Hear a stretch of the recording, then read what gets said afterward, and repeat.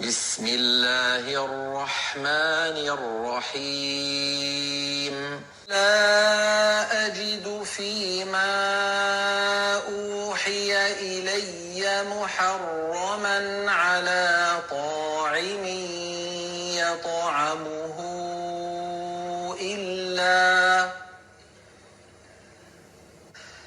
إلا أن يكون ميتة أو دما مسفوحا أو لحم خنزير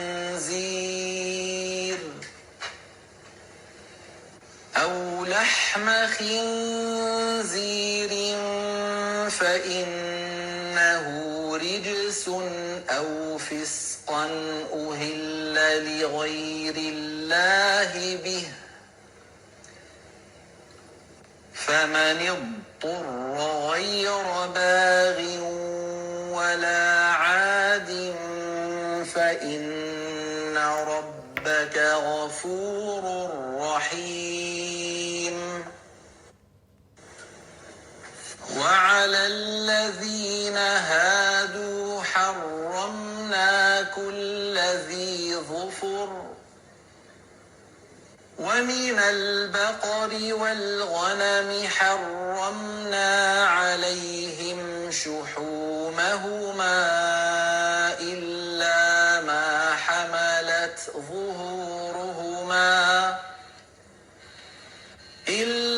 ما حملت ظهورهما أو الحوايا أو ما اختلط بعظم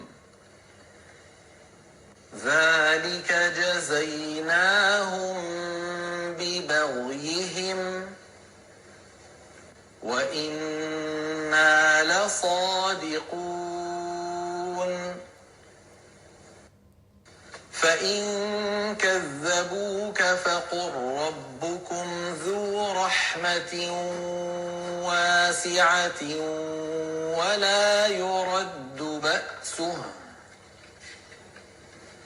ولا يرد بأسه عن القوم المجرمين سيقول الذين أشركوا لو شاء الله ما أشركنا ولا آباؤنا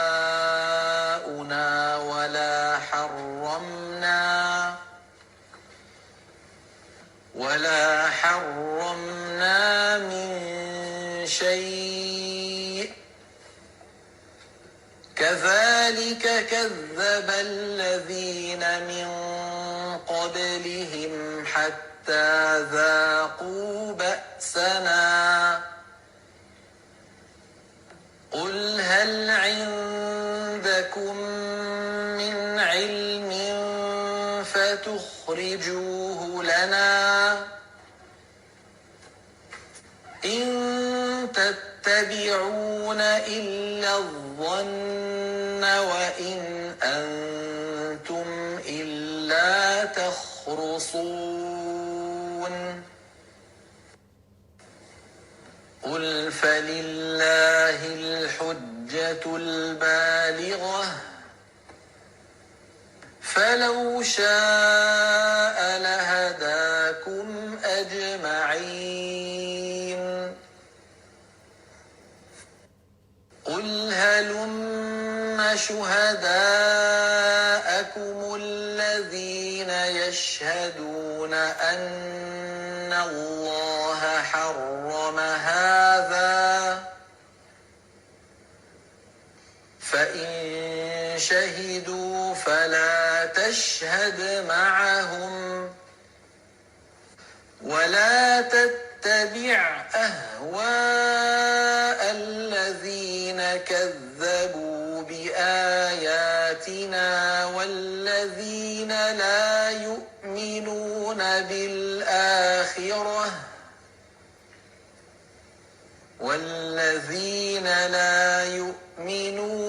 بالآخرة وهم بربهم يعدلون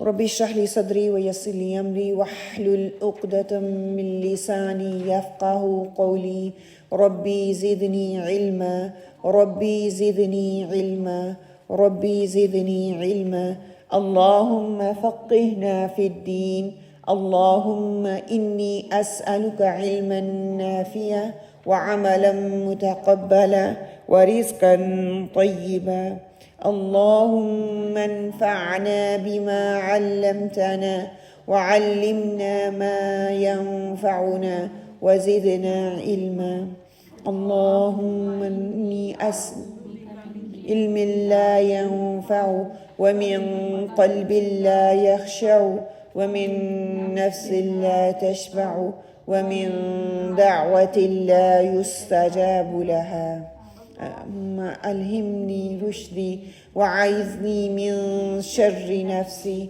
نية تعلما وتعليما لله تعالى آمين اللهم آمين الحمد لله نحمده ونستعينه ونعوذ بالله من شرور أنفسنا ومن سيئات أعمالنا من يهده الله فلا مضل له ومن يضلل فلا هادي له اللهم أرنا الحق حقا وارزقنا اتباعه وأرنا الباطل باطلا وارزقنا اجتنابه الحمد لله رب العالمين والصلاة والسلام على أشرف الأنبياء والمرسلين نبينا محمد وعلى آله وصحبه أجمعين الله ربي لا أشرك به شيئا اللهم لا سهل إلا ما جعلته سهلا وأنت تجعل الحزن سهلا إذا شئت وأفوض أمري إلى الله إن الله بصير بالعباد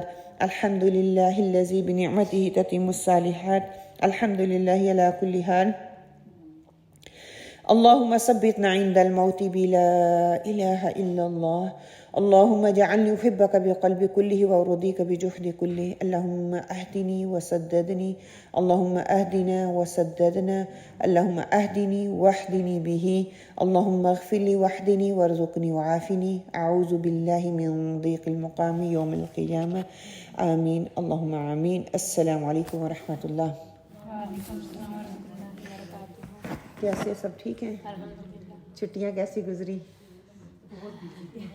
بیزی بہت مصروف کتنے لوگوں نے آپ میں سے قرآن کو کھول کے پڑھا اور جو ہم نے پڑھا تھا اس پہ پونڈر آن کیا چلو جو روز کا پڑھا اس پہ پونڈر آن کیا سوچا کہ یہ ہم نے پہلے پڑھ لیا ہے اس کا کیا مطلب ہے کچھ سمجھ میں آنا شروع ہوا کچھ سمجھ آتا ہے کہ نہیں کافی خوش ہوں الحمدللہ کیونکہ عربی کو کافی سمجھ خاص کر قرآن انڈرسٹینڈنگ کورس کے بعد نا کافی کچھ سمجھ آتا ہے کافی سمجھ آتا ہے میں آپ کا وہ سن رہی تھی کہ مصیبت میں دعا جو پڑھتے ہیں وہ ساری بغیر ترجمہ دیکھے مجھے نا اس کی الفاظ کے ساتھ مجھے سمجھ آ رہی ہے الحمدللہ ہاں کہ اتنی یہ بھی آپ بھی کرتے ہیں نا گرامر تو اس سے بھی کافی فرق پڑتا ہے الحمدللہ کہ گرامر کرنے سے بھی فرق پڑ رہا ہے ویسے بھی آپ جتنی دلچسپی دکھائیں گے کتنا قرآن کو جس بھی پہلو سے آپ لیں گے وہ ایسے آپ کو سمجھ آئے گا آپ اس کو لیں گے کہ مجھے اس کو سمجھنا ہے مجھے معلوم کرنا ہے کہ اللہ تعالیٰ کیا بات کر رہے ہیں اس کے ضمیر کہاں سے آ رہے ہیں یہ کون سے ضمیر جہاں پہ استعمال ہوا ہے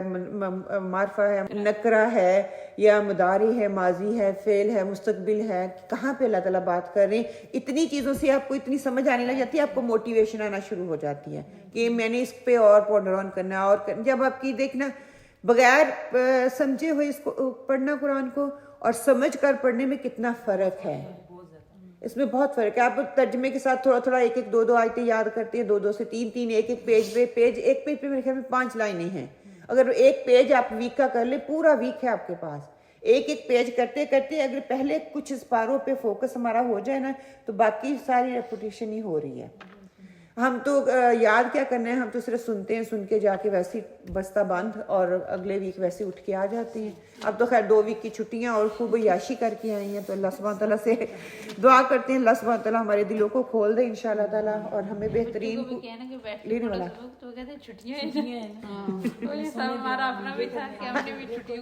ہاں ہم نے خود چھٹیوں کو چھٹی سمجھ لیا حتیٰ کہ دین میں چھٹی نہیں ہے نا دین میں چھٹی نہیں ہے یہ ہم اپنے دماغ کو جیسا بتاتے ہیں ویسا ہی دماغ ریئیکٹ کرنا شروع کر دیتا ہے کہ چھٹیاں ہیں چلو کچھ بھی نہیں کرو حتیٰ کہ دین چھٹیوں میں تو امپلیمنٹ ہوتا ہے زیادہ، ہاں زیادہ فارغ ہوتا ہے. دوسرا بچے ساری فیملی والے گھر پہ ہوتے ہیں، اس وقت ان کو دکھانے کا ٹائم ہوتا ہے کہ ہاں میں قرآن والی ہوں، قرآن پڑھنے جاتی ہوں.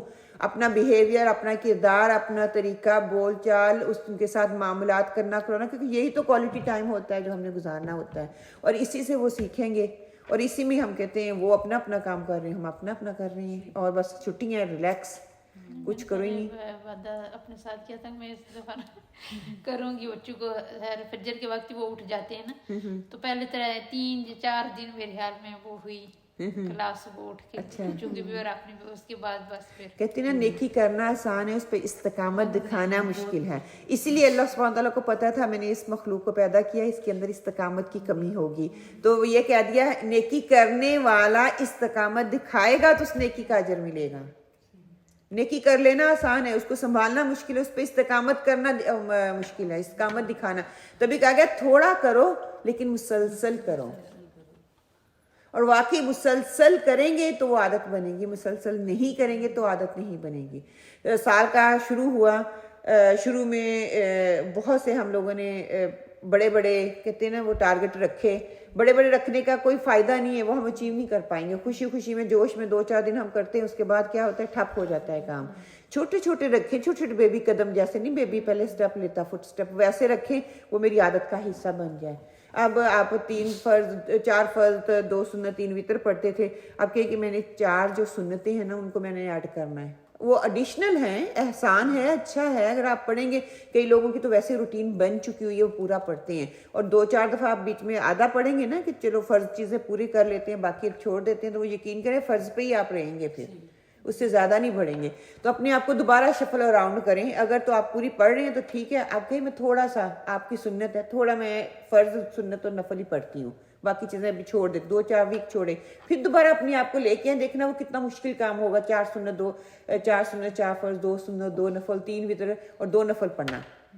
کہ اب وہ عادت بن چکی ہے، اس کو تھوڑا چینج کریں. اس کو کہیں گے نہیں ان 3-4 ویک، 1 ویک میں نا میں نے اس کو 4 فرض 2 سنت 3 وتر ہی پڑھنے، اور پھر دیکھیں آپ پہ کیا اس پر کا ریئیکٹ ہوتا ہے. اور پھر جب دوبارہ واپس اسی روٹین پہ آئیں گے تو کیا آپ کو فرق پڑتا ہے کہ عادت کو اپنانا. ہاں آپ کی باڈی سہل ہو جائے گی آسانی کو اڈاپٹ کرنے کے لیے.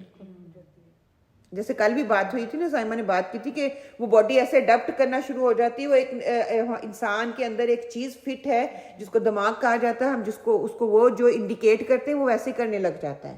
اگر میں فل پڑھ رہی ہوں تو میری روٹین میں وہ فل ہی ہے، میں نے ویسے پڑھنا ہے، روٹین ہے، بس پڑھ رہی ہوں. اس کی کوالٹی کیا ہے، کوالٹی میں مجھے نہیں. فرض جو واجب تھے میں نے وہی پڑھے ہیں، لیکن وہ دونوں کیفیات کے ساتھ اس کا موازنہ کر کے دیکھیں. جب میں نے تھوڑی پڑھی تھی تو مجھے میری کیفیت کیا تھی، میری سوچ کیا تھی، اس کو لکھیں.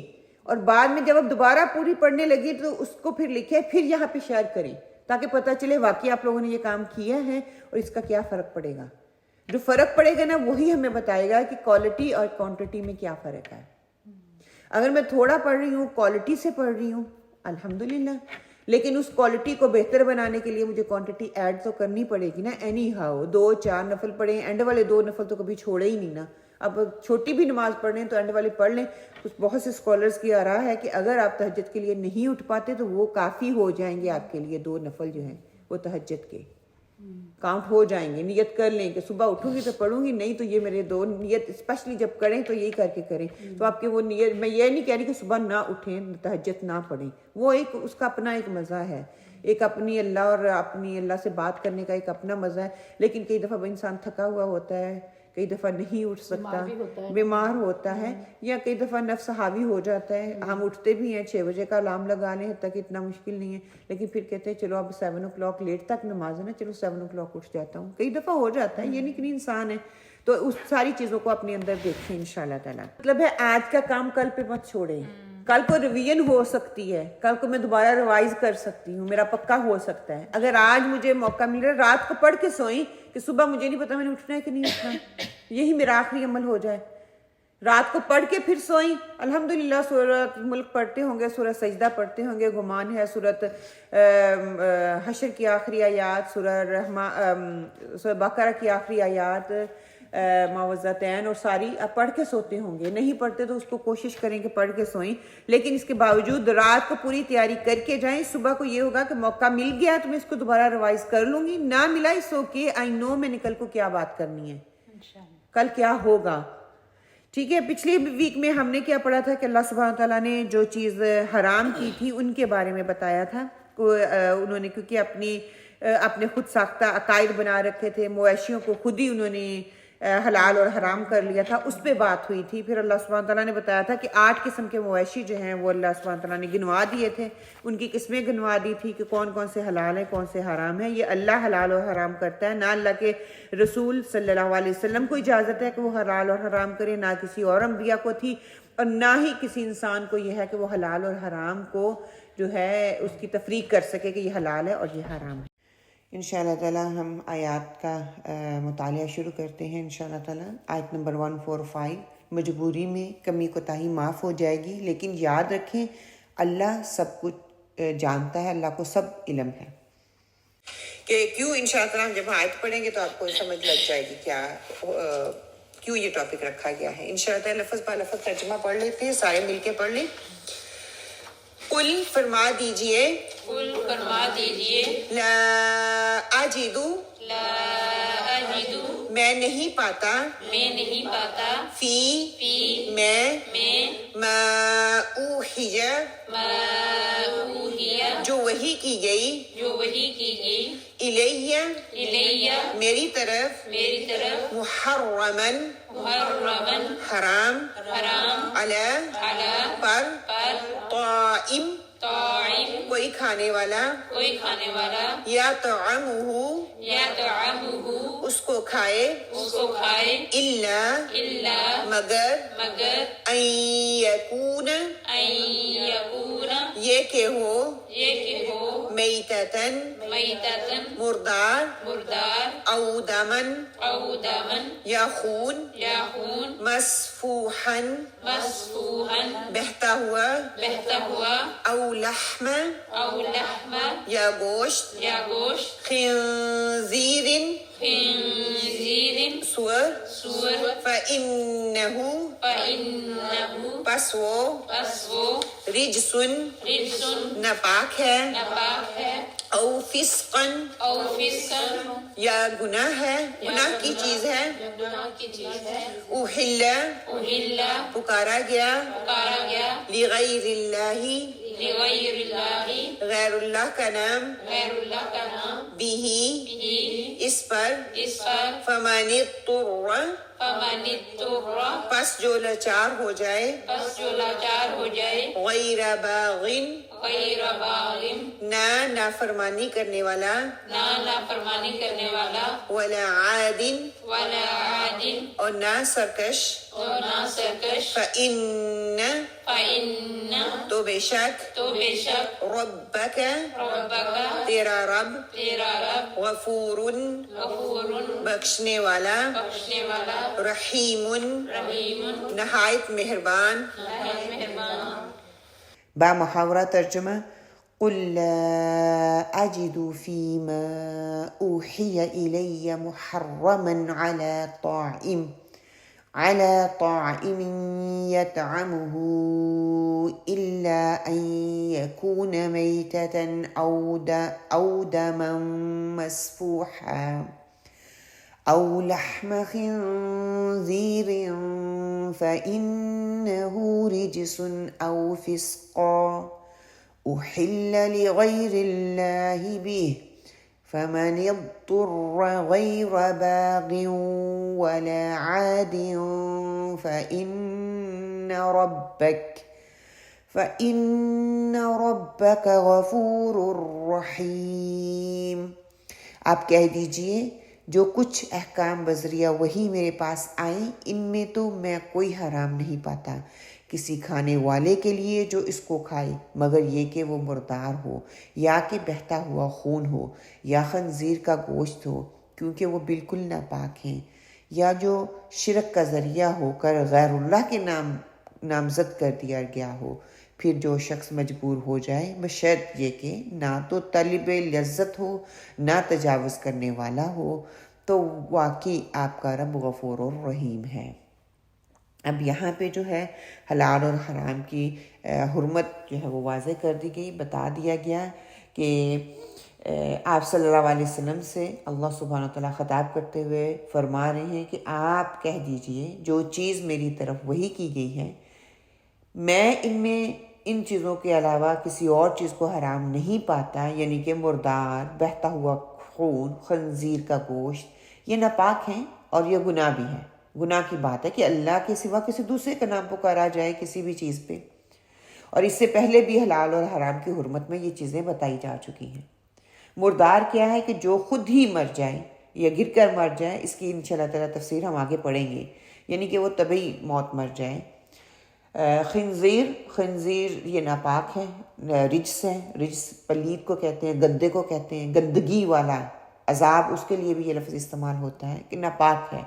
اور گناہ کی بات کیا ہے کہ فسق کس کو کہتے ہیں کہ حد کو توڑ دینا، کھجور کی گٹلی کا باہر نکل آنا، اس کے لیے بھی استعمال ہوتا ہے۔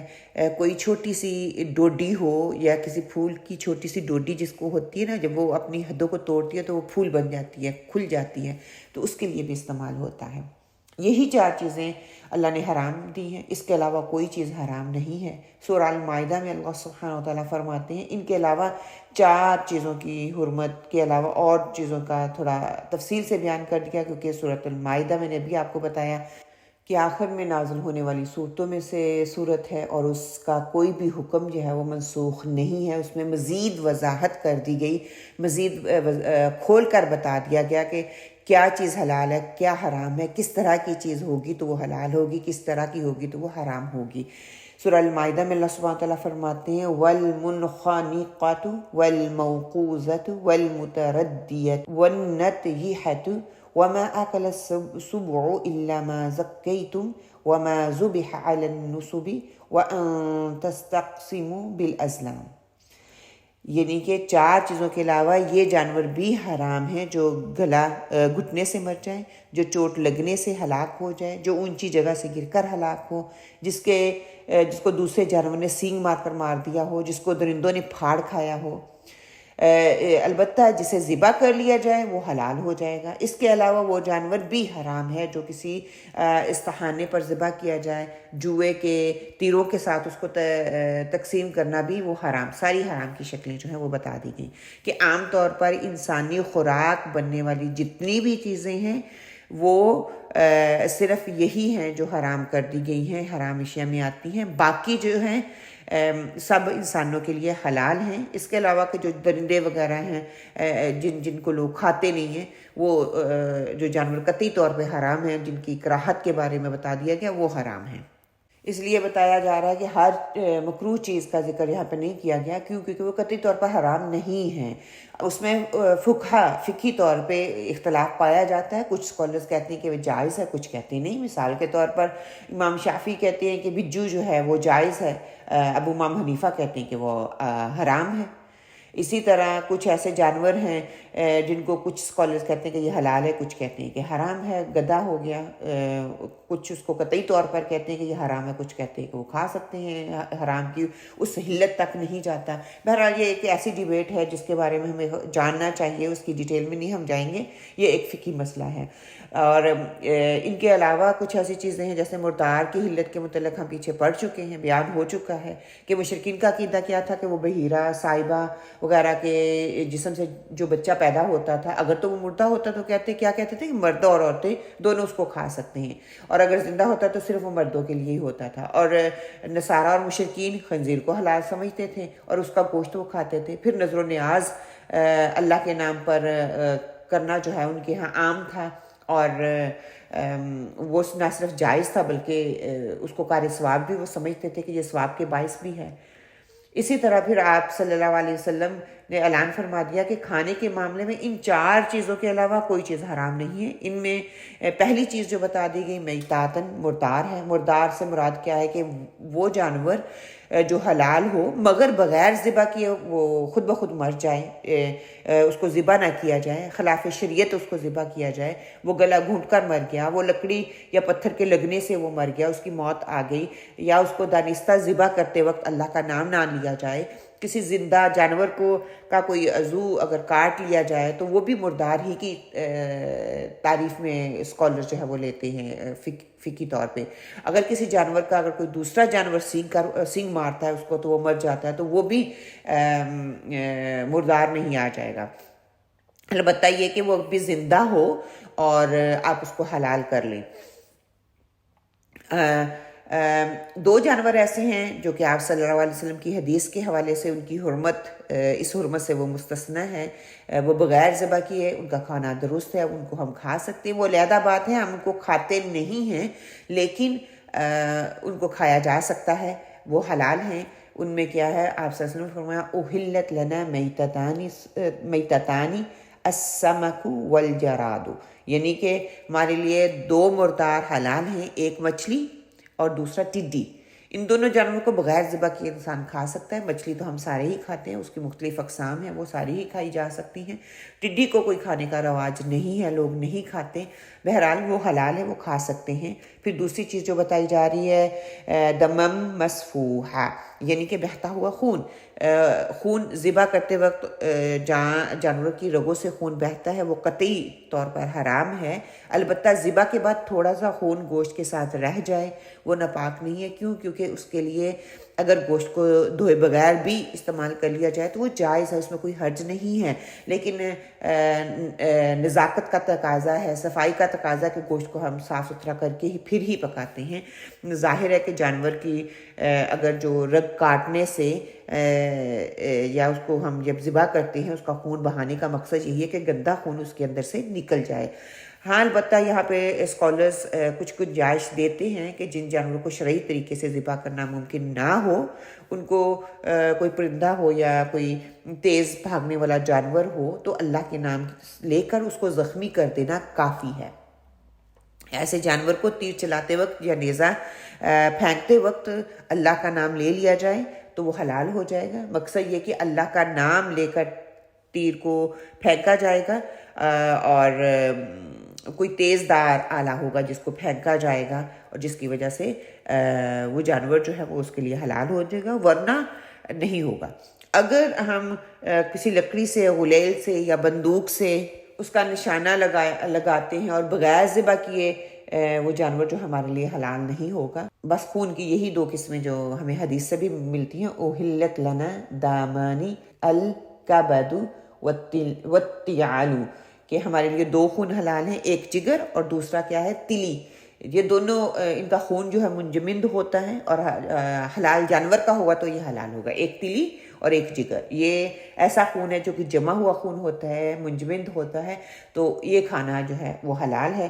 اس کے علاوہ کافی ڈبیٹ آتی ہے خون جو ہے منتقل کرنا چاہیے یا نہیں. اگر کوئی مریض ہے اس کو ارشد ضرورت ہے، کچھ اسکالرز اس کی اجازت دیتے ہیں، کچھ اسکالرز نہیں دیتے. جو اسکالر اجازت دیتے ہیں وہ یہ کہتے ہیں کہ جس طرح حرام مجبوری کی حالت میں اللہ سبحانہ تعالیٰ نے کہا ہے کہ وہ جائز ہے صرف اتنا ہی جتنا کہ اس کو کھا لینے سے آپ کا فائدہ ہو جائے تو آپ اس کو کھائیں. اسی طرح آپ کی جان بچ جائے اتنا ہی خون دینا چاہیے. بغیر وجہ کے خون کا ٹرانسفر جو ہے ایک دوسرے کو دینا، اس کو ٹرانسپلانٹ کروانا اور اسے فائدہ اٹھانا، یہ جو ہے اسکالرز کے نزدیک جائز نہیں ہے. بہرحال یہ ایک فقہی مسئلہ ہے، کچھ اسکالرز اس کو جائز کہتے ہیں اور کچھ نہیں. آگے جو کہہ دیا گیا لحم خنزیر، یعنی کہ خنزیر کا گوشت. خنزیر کا گوشت نجس العین ہے، ہم سب کو پتہ ہے. اور حضرت نوح علیہ السلام کے بعد کہتے ہیں کہ اللہ تعالیٰ نے جتنے بھی نبی مبعوث فرمائے سب کی شریعت میں خنزیر جو ہے وہ حرام ہی رہا ہے. عیسائیوں کا تو دماغ خراب ہو گیا ہے کہ جنہوں نے اس کو حلال سمجھ لیا، بھیڑ بکریوں کی طرح ان کو کھانا شروع کر دیا. حضرت عیسیٰ علیہ السلام کہتے ہیں کہ دوبارہ جب آئیں گے ان کا نزول ہوگا، آپ صلیب کو توڑیں گے اور خنزیر کو قتل کریں گے تاکہ عیسائیوں کو کی تذلیل ہو سکے، ان کو بتایا جا سکے کہ ان کا غلط یہ کام جو یہ کرتے رہے ہیں اس کو سب کے سامنے فاش کیا جا سکے. انگریز، عیسائی اور سکھ جو ہے وہ خنزیر کا گوشت کھاتے ہیں، وہ کھا سکتے ہیں، ان کے لیے اور ٹھیک ہے، اور معنوی طور پر نجاست کا شکار ہوتے ہیں. خنزیر گندی گندگی والا جانور ہے، گندگی خور اس کو کہا جاتا ہے۔ اس کے کھانے والی ذہنیت بھی گندی ہوتی ہے، وہ گندے ذہن ہو جاتی ہے۔ خنزیر بڑا ہی بغیرت جانور ہے، کہتے ہیں کہ اس کو کھانے والے بھی انتہائی بغیرت ہو جاتے ہیں، اور یہ ایسا جانور ہے جسے اللہ نے فَإِنَّهُ رِجْسٌ أَوْ فِسْقًا کہا ہے، کہ جس طرح پیخانہ، پیشاب وغیرہ کسی بھی صورت میں ناپاک، کسی بھی صورت میں پاک نہیں ہو سکتے، اسی طرح یہ جانور ہے، یہ نجس العین ہے۔ اس کا کوئی بھی حصہ، گوشت ہو، اس کا پوست ہو، اس کی ہڈی ہو، اس کا چمڑا ہو، سب چیزیں ناپاک ہیں، حتیٰ کہ باقی حرام جانور جو ہے نا ان کی کھال دباغت سے پاک ہو جاتی ہے۔ دباغت مطلب کہ جو کسی پروسیجر سے گزرتی ہے اس کو کیا جاتا ہے تو اس کو ہم استعمال کر سکتے ہیں۔ خنزیر کی کھال دباغت سے بھی پاک نہیں ہوتی۔ اتنا اس کی ریسرچ کو اگر آپ پڑھیں نا تو یہ بہت ہی غلیظ جانور ہے۔ آج دیکھیں یہاں پہ یہ کھاتے ہیں تو ان کی دماغ، ذہنیت کیسی ہے نا، گندی ہے، بے حیائی والا ہے جانور ہے یہ۔ اب پھر آگے بتا دیا گیا اُحِلَّ لِغَيْرِ اللَّهِ بھی، کہ وہ چیز بھی حرام ہے جس پر اللہ کے علاوہ کسی دوسرے کا نام پکارا جائے، اس کو اللہ تعالیٰ نے فسقاً کہا ہے، اس سے تعبیر کیا ہے کہ یہ گناہ کی بات ہے، فسق ہے، حدوں کو توڑ دینا ہے۔ اگر کوئی چیز کسی بت، کسی جن، کسی فرشتے، کسی بزرگ کی تقرب کے لیے، کسی نبی کے لیے، کسی کی خوشنودی کے لیے، نظر و نیاز کے لیے، کسی کی قبر کے لیے، کسی پیر مرید کے لیے، کسی 11ویں کے لیے، کسی کے لیے ایسا نظر و نیاز کرنا، اس سے اگر یہ مقصود ہو کہ فلاں ہستی خوش ہو جائے، کسی مصیبت سے مجھے نجات مل جائے، کوئی بگڑا ہوا کام میرا بن جائے، کوئی ایسی چیز کرنا بہرحال حرام ہے۔ یہ حرام ہی کے کرائٹیریا میں آتی ہے۔ اگر جانور کو ذبح کرتے وقت اللہ تعالیٰ کا نام نہ لیا جائے گا، کسی اور کا ان میں سے نام لیا جائے گا تو وہ حلال نہیں ہوگا، وہ ذبیحہ انسان نہیں کھا سکتا، وہ انسان پر حلال نہیں ہے، وہ جانور حلال نہیں ہے، نظر و نیاز والا جانور حلال نہیں ہے، جو سارے کے سارے حرام کے کرائٹیریا میں آتے ہیں۔ ایسی صورتوں میں معنوی نجاست پیدا ہو جاتی ہے اور کسی صورت میں بھی حلال نہیں ہوتی۔ اس کی خباثت مردار کی خباثت سے بھی بڑھ جاتی ہے۔ اللہ اکبر، کہ کیا کہ مردار میں تو صرف یہ خرابی ہے کہ اس کی جان اللہ کے نام پر نہیں نکلی۔ جو جانور غیر اللہ کے نام پر نظر نیاز کیا جاتا ہے اس پر تو غیر اللہ کا نام لیا گیا، جو عین شرک ہے۔ جس طرح کوئی کتا یا خنزیر تکبیر کہہ کر ذبح کرنے سے حلال نہیں ہو جاتے، اسی طرح نظر و نیاز کرنے والا، اللہ کے علاوہ کسی اور کے نام پر ذبح کرنے والا جانور بسم اللہ اللہ اکبر کہنے سے حلال نہیں ہوگا، کیونکہ انٹینشن جو ہے وہ میری کچھ اور ہے، وہ اللہ کے نام پر نہیں ہے۔ اسی لیے کہا جاتا ہے نا کہ جب کوئی بھی جانور کو حلال کریں اللہ کا نام لے کر حلال کریں، کسی دوسرے کی انٹینشن نہ ہو، کسی دوسرے کے لیے نہ کیا جائے۔ حدیث میں آتا ہے لعن اللہ من ذبح لغیر اللہ، جو غیر اللہ کی تعظیم، خوشنودی کے یا تقرب کے لیے جانور ذبح کرتا ہے اس پر اللہ کی لعنت ہوتی ہے۔ ذبح کرتے وقت اللہ کا نام لے یا نہ لے، اس میں کوئی فرق نہیں پڑتا، کیونکہ یہ جانور غیر اللہ کی طرف نسبت کیا جاتا ہے، غیر اللہ کی نظر و نیاز کے لیے کیا جاتا ہے، دوسروں کی خوشنودی کو حاصل کرنے کے لیے کیا جاتا ہے، تو یہ قطعاً حرام ہے، اس میں کوئی گنجائش نہیں نکلتی۔ آگے بتا دیا گیا فَمَنِ اضْطُرَّ، بس جو کوئی مجبور ہو گیا۔ اضطر اضطرار کو کہتے ہیں کسی کو نقصان دہ چیز کی طرف کھینچنا یا کسی کو مجبور کر دینا۔ غیر باغ، نہ وہ نافرمانی کرنے والا ہو، طلب کرنے والا نہ ہو، اس کے دل میں یہ خواہش نہ ہو کہ اللہ کی نافرمانی کرنی ہے، ولا عاد، اور نہ تعدی ہونے والا ہو، حد سے بڑھنے والا ہو، حدوں کو توڑنے والا ہو۔ فَإِنَّ رَبَّكَ غَفُورٌ رَحِيمٌ، تو بے شک تیرا پروردگار بخشش کرنے والا ہے، وہ مہربان ہے۔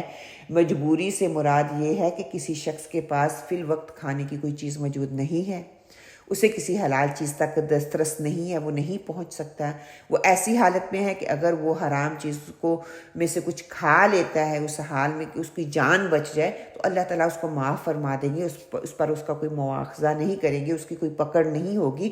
کیوں؟ کیونکہ وہ مجبوری کی حالت میں کھا رہا ہے۔ مجبور نہ ہوتا، وہ جان بوجھ کر بلا کسی عذر کے حرام چیز کو کھاتا ہے تو وہ بغاوت کرتا ہے، بغاوت کا مرتکب ہوتا ہے، تو اس پر اس کو سزا ہوگی۔ غیر باغن کا یہی مطلب لیا گیا ہے کہ نافرمانی کرنے والا ہے وہ۔ اگر اس کو صحیح معنوں میں دیکھا جائے کہ مجبوری کی حالت میں وہ کھا سکتا ہے. دوسری بات یہ کہ وَلَعَادٍ زیادتی بھی نہ کرے کہ مجبوری میں کھانا تو ہے، صرف اتنا کھائے جس سے جان بچ سکے. اس سے زیادہ کا لالچ کرے گا، اگر فار ایگزامپل تھوڑی سی چیز لے کے، پاؤ بھر چیز لے کے اس کی جان بچ سکتی ہے، وہ کہے کہ نہیں میں نے آدھا کلو ہی لینا ہے. یا ایک لقمہ لینے سے انسان کی جان بچ سکتی ہے، وہ کہے کہ نہیں میں نے ایک موٹھ بھر کے کھانا ہے. تو یہ ساری چیزیں ایسی ہیں، اللہ بہتر جانتا ہے کہ اس انسان کی ایک موٹھ بھر کے کھانے سے اس کو جو ہے اس کی جان بچ سکتی ہے، یا ایک صرف لقمہ لینے سے ہو سکتا ہے، یا ایک گھونٹ لینے سے اس کی جان بچ سکتی ہے. یہ اللہ بہتر جانتا ہے. تو اس کے بعد اگر یہ کھاتا ہے، لے لیتا ہے، تو اللہ سبحانہ تعالیٰ اس کو معاف فرما دیں گے. کہ آپ صلی اللہ علیہ وسلم نے، قرآن نے ہر چیز ہمارے لیے کھول کے بتا دی، کیا حلال ہے کیا حرام ہے. آپ صلی اللہ علیہ وسلم نے فرمایا ہر کچلیوں والا جانور یعنی کہ شکاری جانور اور پنجوں والا پرندہ جو شکار کرتے ہیں، یعنی کہ شکاری جانور اور شکاری پرندہ جو شکار کر کے گوشت کھاتے ہیں، ان کو بھی حرام قرار دیا گیا ہے. کہ پنجوں والا جانور اور کچلیوں والا، یہ دونوں شکاری جو ہیں، شکار کرنے والے جانور جو ہیں، یہ حرام ہیں. ہم دیکھ لیتے ہیں 145 آیا کہ روٹ ورڈز میتتن میم واو تا سے ہے، حیات کی ضد ہے، قوت نامیہ کا زوال ہے، زمین کا بنجر ہونا اس کے لیے آتا ہے، قوت عاقلہ کا زائل ہو جانا جہالت کے لیے آتا ہے، زندگی کے چشمہ صافی کو مقدر کرنے والا غم، نیند، روح کا قبض ہو جانا، تحلیل ہو جانا، ان سب کے لیے یہ لفظ استعمال ہوتا ہے. خنزیر خانون زارا کہ مصدر ثلاثی جو ہے یہ ہے، 4 اس کے جو روٹ ورڈ ہیں. آتا کن کن ورڈز کے لیے جو استعمال ہوتا ہے؟ سین واو را سور کے لیے آتا ہے. وہ لوگ جن کی عادات سور کی طرح ہو جائیں، قوموں کا مسخ ہو جانا، اس کے لیے استعمال ہوتا ہے. ضاد را سے ہے، انسان کی نفس کی بدحالی، علم اور فضل اور عفت کی کمی ہونا، کسی عدو کا ناقص ہو جانا، مال و جان کی قلت، کسی کو ضرر پہنچانا. نبینہ شخص کے لیے آتا ہے، وہ جگہ جسے پانی سے نقصان پہنچا ہو اس کے لیے استعمال ہوتا ہے. باغین باغی کے لیے آتا ہے باغین یا سے، کہ کسی چیز کی طلب میں میانہ روی کی حد کو سے تجاوز کرنے کی خواہش کرنا، کسی چیز کے حاصل کرنے میں جائز حد سے تجاوز کرنا، حق سے تجاوز کر کے باطل شبہات میں پڑ جانا، ان کے لیے استعمال ہوتا ہے. تفسیری نکات میں ہم نے کیا سیکھا؟ 145 آیت میں خون، مردار، سور اور وہ ذبح جو اللہ کے سوا کسی اور کے نام پر یا آستانے پر کیا جائے وہ صریح شرک ہے. وہ جانور جو گلا گھونٹ کر یا چوٹ کھا کر یا بلندی سے گر کر یا ٹکر کھا کر مر جائے وہ مردار میں آ جاتا ہے، جسے کسی درندے نے پھاڑ کھایا ہو، یہ سب حرام ہے. شریعت الہی میں قطعی حرمت ان 4 ہی چیزوں کی ہے جن کا ذکر قرآن میں ہمیں بتا دیا گیا، حدیث میں بتا دیا گیا. ان کے سوا دوسری حیوانی غذاؤں میں مختلف درجوں کی کراہت ہے. وہ اسکالرز اس پہ ڈیبیٹ کرتے ہیں، کراہت ہے لیکن وہ حرام نہیں ہے. سورہ انعام کے حوالے سے حدیث لے لیں، صحیح بخاری کی حدیث ہے 1492. حضرت عبداللہ بن عباس رضی اللہ تعالیٰ بیان کرتے ہیں، میمونہ کی آزاد کردہ لونڈی کو صدقے کے طور پر ایک بکری دی گئی، پس وہ مر گئی.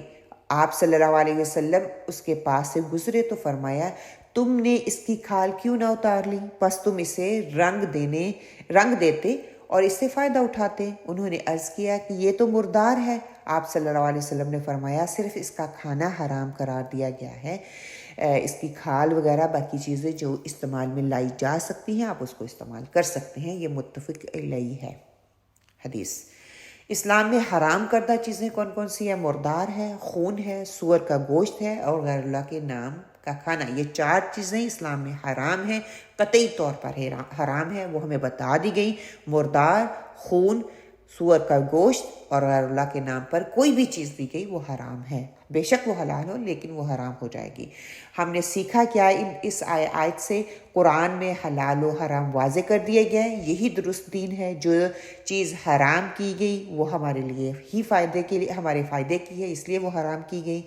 خون کو اس لیے حرام کیا گیا کہ یہ درندگی کی طرف مائل کرتا ہے اور کسی بھی بیماری کے جراثیم خون میں ہی ہوتے ہیں، اس لیے وہ خون جو ہے وہ حرام ہے، اس کو بہا دیا جائے اور پھر اس کا استعمال کیا جائے۔ مردار کی حرام ہونے کی ایک وجہ یہ کہ طبعی موت مرنے سے خون رگوں میں ہی رہ جاتا ہے، اس لیے اس کو حرام کہا گیا ہے۔ سور کو اس لیے کہ اگرچہ نام کی قسم کے بہائم میں سے ہے مگر درندوں کی طرح گوشت بھی کھاتا ہے اور فطرتاً گندا بھی ہے، اس لیے اس کو حرام کہا گیا۔ انسان کی خوراک اس کی شخصیت پر اثر ڈالتی ہے، اس لیے درندے کھانے سے منع فرما دیا گیا۔ ہمارے لیے جو جانور حلال ہیں وہ بے ضرر اور امن پسند جانور ہیں، مثلاً مرغی ہے، بکری ہے، گائے ہے، اونٹ وغیرہ، یہ سارے ہمارے لیے حلال ہیں۔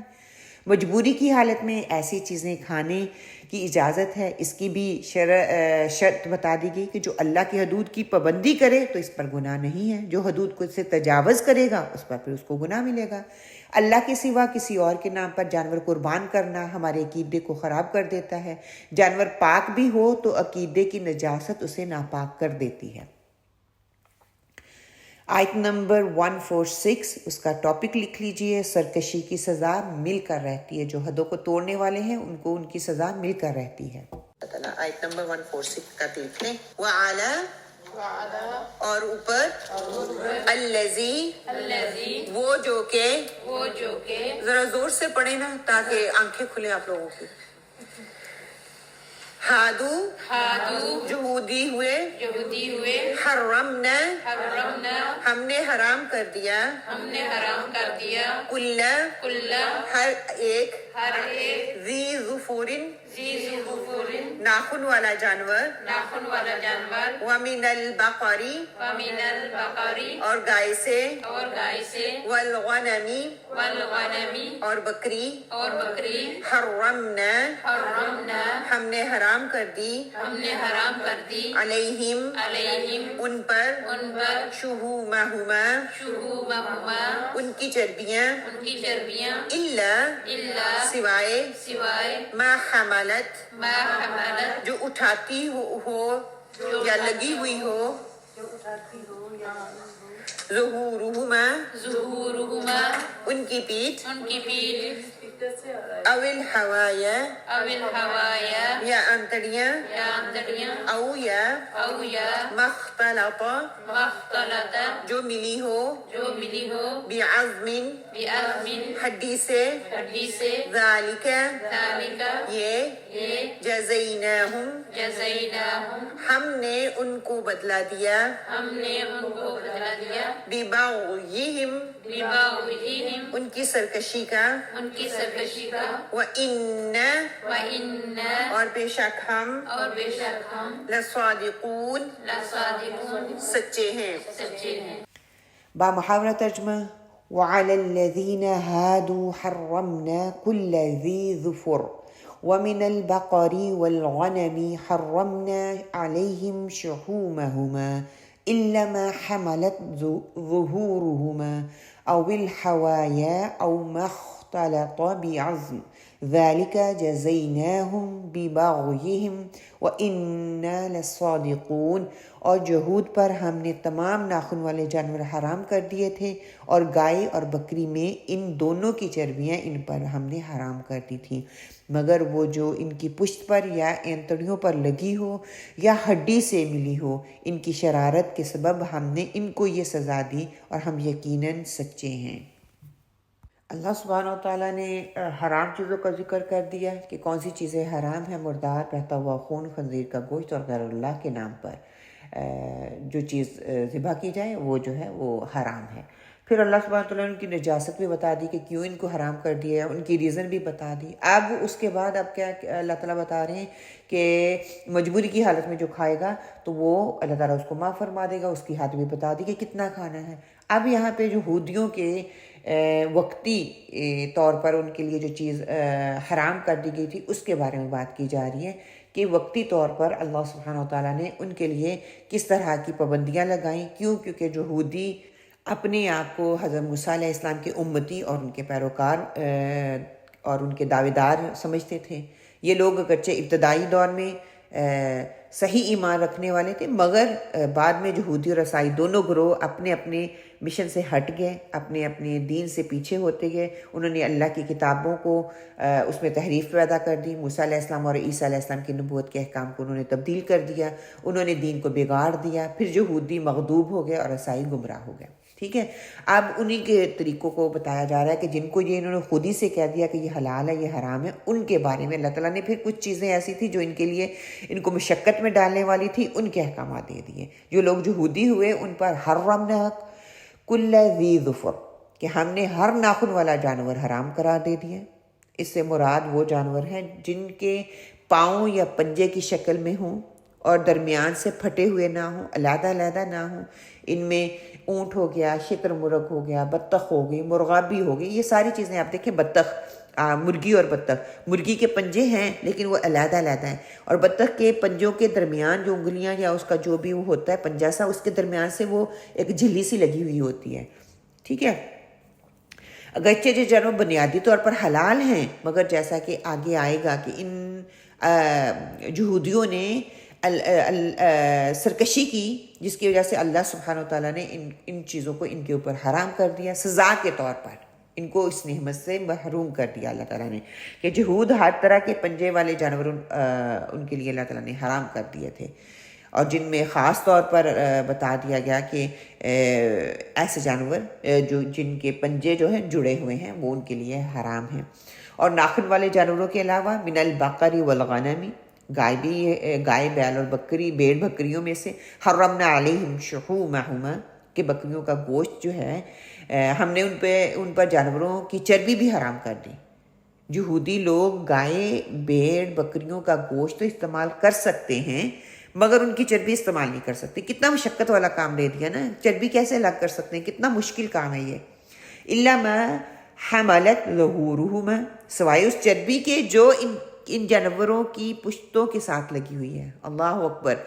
اول حوایا، یا جو آنتوں کے ساتھ ملی ہوئی ہے، کہ آنتوں کے سے نکالنا اور زیادہ مشکل ہو جائے گا. یا او مختلط بعظم، جو ہڈی کے ساتھ لگی ہوئی ہو.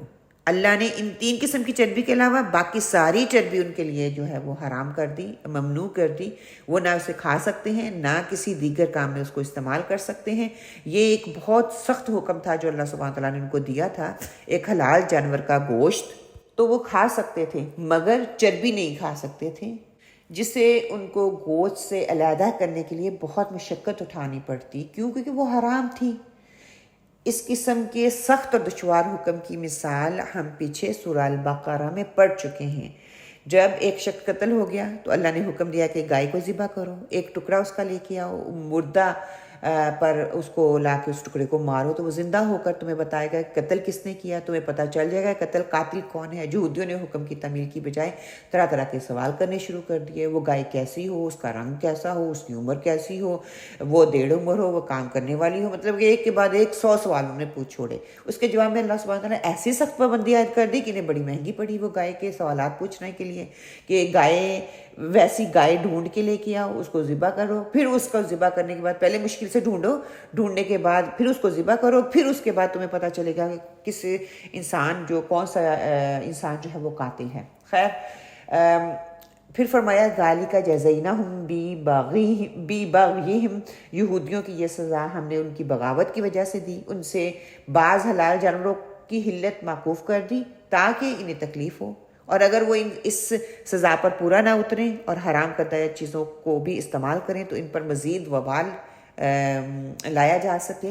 انسانوں پر ظلم، زیادتی، انسانی حقوق کی تلفی، شرارت اور اللہ تعالیٰ کے سامنے عدم اخبات کی وجہ سے ہی اللہ تعالیٰ نے انہیں اس قسم کی آزمائش میں مبتلا کیا تھا. حدیث میں آتا ہے، آپ صلی اللہ علیہ وسلم نے فرمایا ان العبد لا یحرم من الرزق بالذنب، انسانوں کو اپنے گناہوں کی وجہ سے رزق سے محروم کر دیا جاتا ہے. ایک اور حدیث میں آتا ہے کہ انسان کے گناہوں کی وجہ سے خود اس پر جانوروں اور کیڑوں مکوڑوں پر برے اثرات پڑتے ہیں. اسی لیے جب کوئی شریر آدمی مر جاتا ہے تو اس کے علاقے کے جانور، درخت اللہ کا شکر ادا کرتے ہیں کہ اس مضی جان سے ان کی جان چھوٹی. وہ جانتے ہیں کہ اس بدکار آدمی کی وجہ سے وہ پریشانی میں مبتلا تھے، البتہ یہ کہ اللہ سبحانہ تعالیٰ سزا اپنی حکمت کے مطابق دے، کبھی فوری گرفت کر لیتا ہے، کبھی انسان کو مہلت دیتا ہے۔ اللہ نے فرمایا املی لہم، میں ان کو ڈھیل دیتا ہوں، ان کیدی متین، میری تدبیر بڑی مضبوط ہے۔ بعض آدمیوں کو اللہ تعالیٰ دنیا میں بالکل سزا نہیں دیتا، اس میں بھی اللہ تعالیٰ کی خاص مصلحت ہوتی ہے۔ جو ہی یہ انسان موت کی طرف بڑھتا ہے تو اس کی سزا فوراً شروع ہو جاتی ہے، اور ان کی کوتاہیوں کی وجہ سے دنیا میں بھی ان کو سزا دیتا ہے اللہ تعالیٰ، اور کئیوں کو پھر اس کی حکمت ہوتی ہے کہ وہ ان کو دنیا میں سزا دے کے اپنے طرف راغب کرنا چاہتا ہے، تو ان کے لیے اصلاح کے اسباب پیدا کر دیتا ہے۔ آپ صلی اللہ علیہ وسلم کا فرمان ہے کہ انسان بڑا مجرم ہے، جس نے قرید کر سوال کیا تو اس کے سوال کی وجہ سے ایک حلال چیز مسلمان پر حرام ہو گئی۔ اگر وہ سوال نہ کرتا تو حرمت نہ آتی، اس نے خواہ مخلوق خدا کو ایک نعمت سے محروم کر دیا۔ اور قرآن پاک کی مختلف مقامات پر اللہ تعالیٰ مجرموں اور نافرمانوں کو چھوڑتا نہیں ہے۔ دنیا پر جو پریشانیاں، تکالیف، حوادث، بیماریاں انسان پر آتی ہیں، وہ اکثر انسانوں کے ہاتھوں کی کمائی کی وجہ سے ہوتی ہیں۔ اللہ سبحانہ تعالیٰ فرماتے ہیں بما کسبت ایدیکم، ان تکالیف میں تمہارے ہاتھوں کا دخل ہوتا ہے جس کی وجہ سے گرفت آتی ہے، وَيَعْفُو عَن کثیر، اور بہت سی چیزوں کو نظر انداز بھی کر دیا جاتا ہے۔ فوری طور پر پکڑ نہیں ہوتی، اللہ تعالیٰ ان کو نظر انداز کر دیتا ہے، مگر آگے میدان حشر میں ایک ایک ذرے کا حساب وہ لے گا، اور اعمال کے مطابق ان کو جزا اور سزا کا وہ فیصلہ سنائے گا۔ ان کے گناہوں کی وجہ سے ہم نے ان پر بعض پابندیاں جو ہے وہ عائد کر دی تھی۔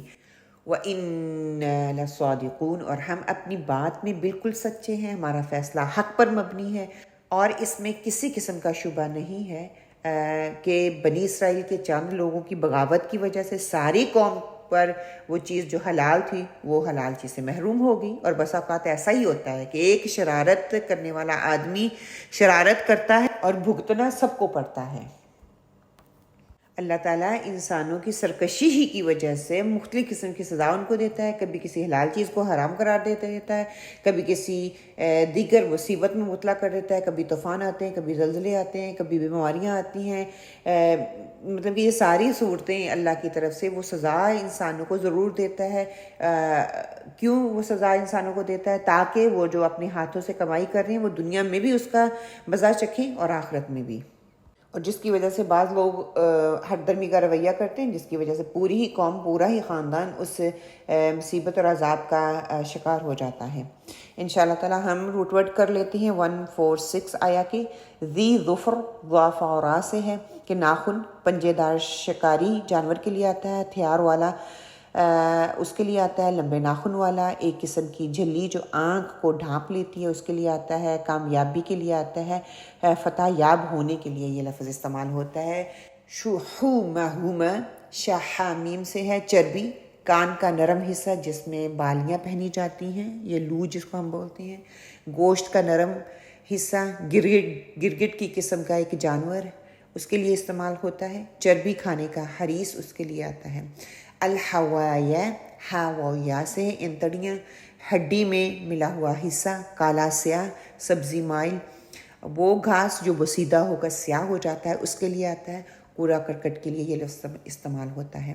تفسیری نکات سے ہم نے کیا سیکھا؟ جو حدود پر ان کی نافرمانی کے سبب اللہ سبحانہ تعالیٰ نے تمام ناخن والے جانور حرام کر دیے، گائے اور بکری میں دونوں کی چربیاں حرام کر دی، مگر وہ ان کی پشت پر انتڑیاں بھی لگی جو ہڈی سے ملی ہوں وہ حرام نہیں کی۔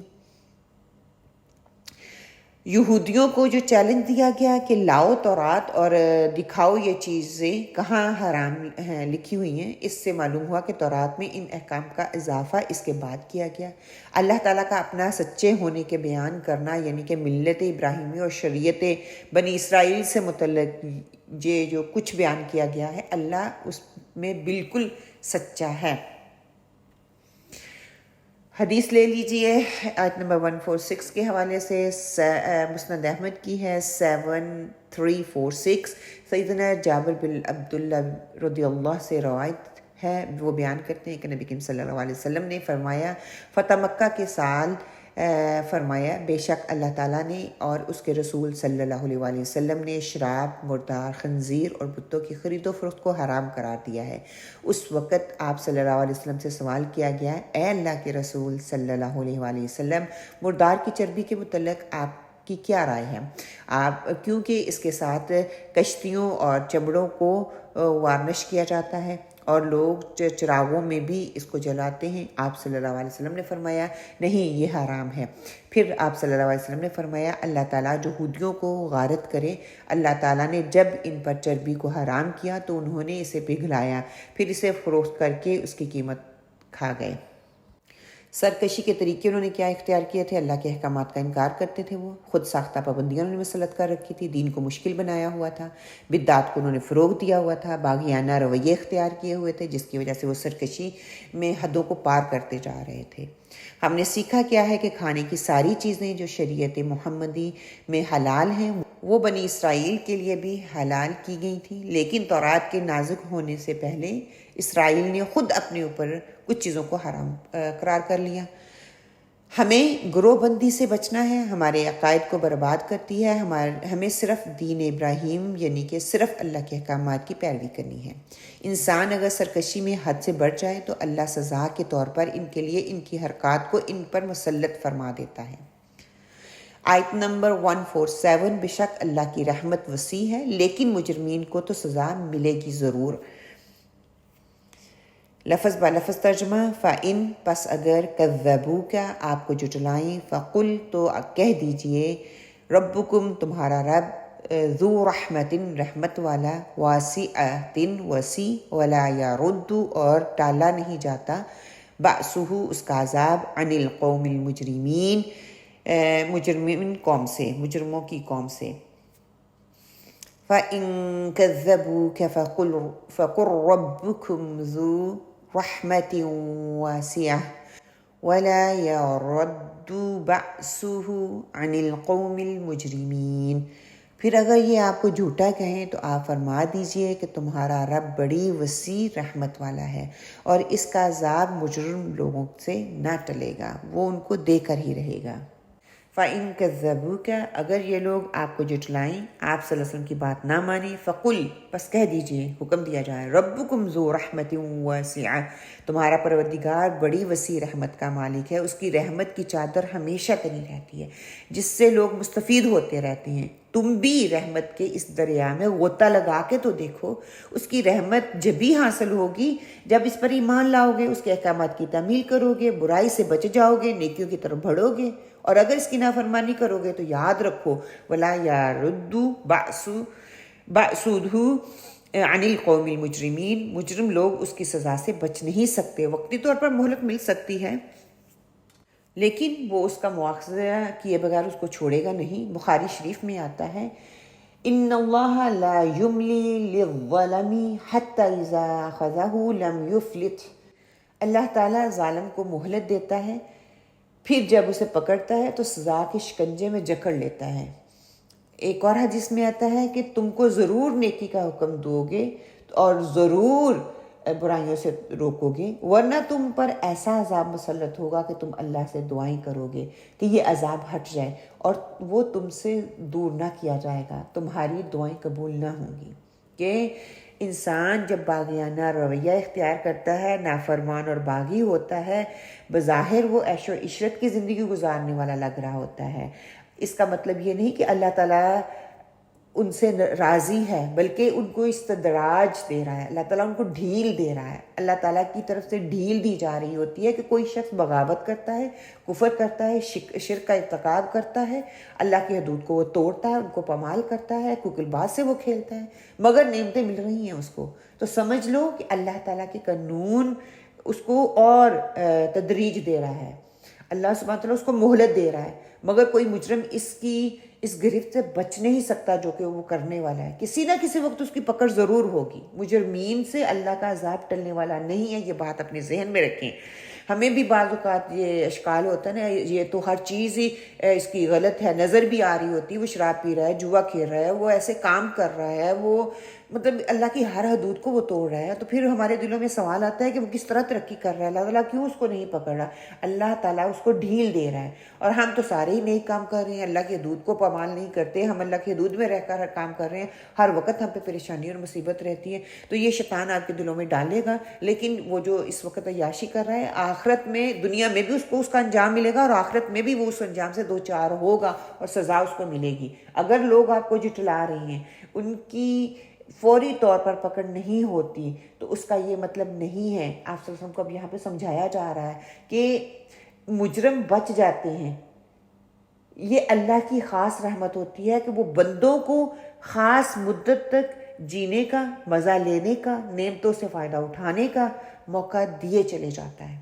جب وہ موقع یا مہلت ختم ہوتی ہے تو پھر عذاب دیتا ہے۔ یہ اللہ کا طریقہ ہے جس کی وجہ سے اللہ تعالیٰ انسان کو پکڑتا ہے، انسان کو مہلت دینے کے بعد، تاکہ کوئی حجت باقی نہ رہے۔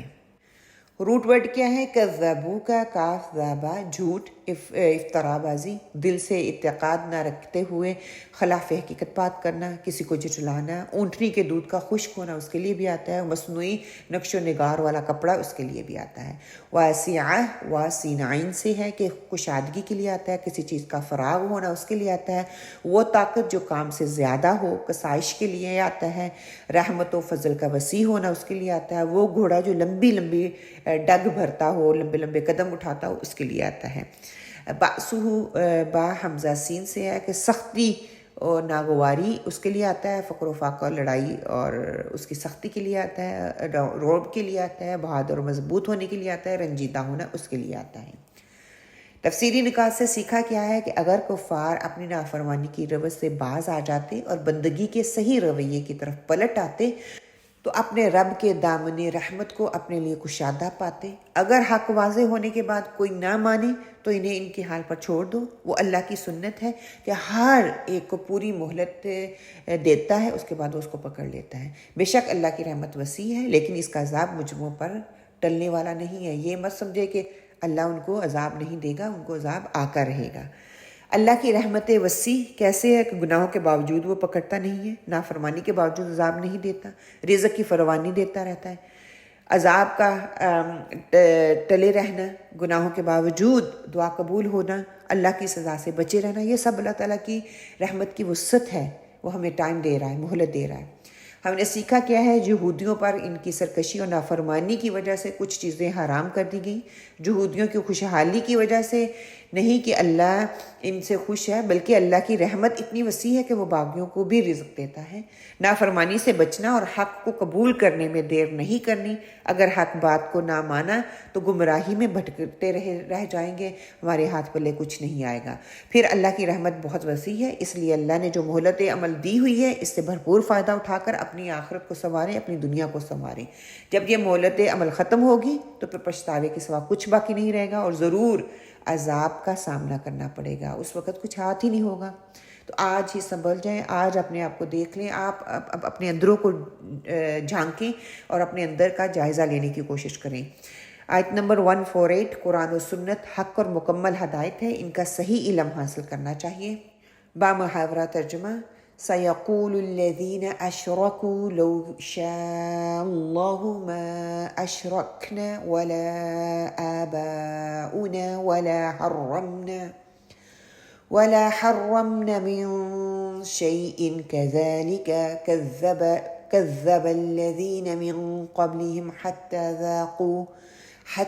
ذَاقُوا بَأْسَنَا قُلْ هَلْ عِندَكُم مِّنْ عِلْمٍ فَتُخْرِجُوهُ لَنَا إِن تَتَّبِعُونَ إِلَّا الظَّنَّ وَإِنْ أَنْتُمْ إِلَّا تَخْرُصُونَ۔ یہ مشرکین یوں کہیں گے کہ اگر اللہ تعالیٰ کو منظور ہوتا تو نہ ہم شرک کرتے اور نہ ہمارے باپ دادا اور نہ ہم کسی چیز کو حرام کہہ سکتے۔ اس طرح جو لوگ ان سے پہلے ہو چکے ہیں انہوں نے بھی تکذیب کی تھی، یہاں تک کہ انہوں نے ہمارے عذاب کا مزہ چکھا۔ آپ کہیے کیا تمہارے پاس کوئی دلیل ہے؟ تو اس کو ہمارے سامنے ظاہر کرو. تم لوگ مخفی خیالی باتوں پر چلتے ہو اور تم بالکل اٹکل پچو باتیں جو ہے وہ بناتے ہو.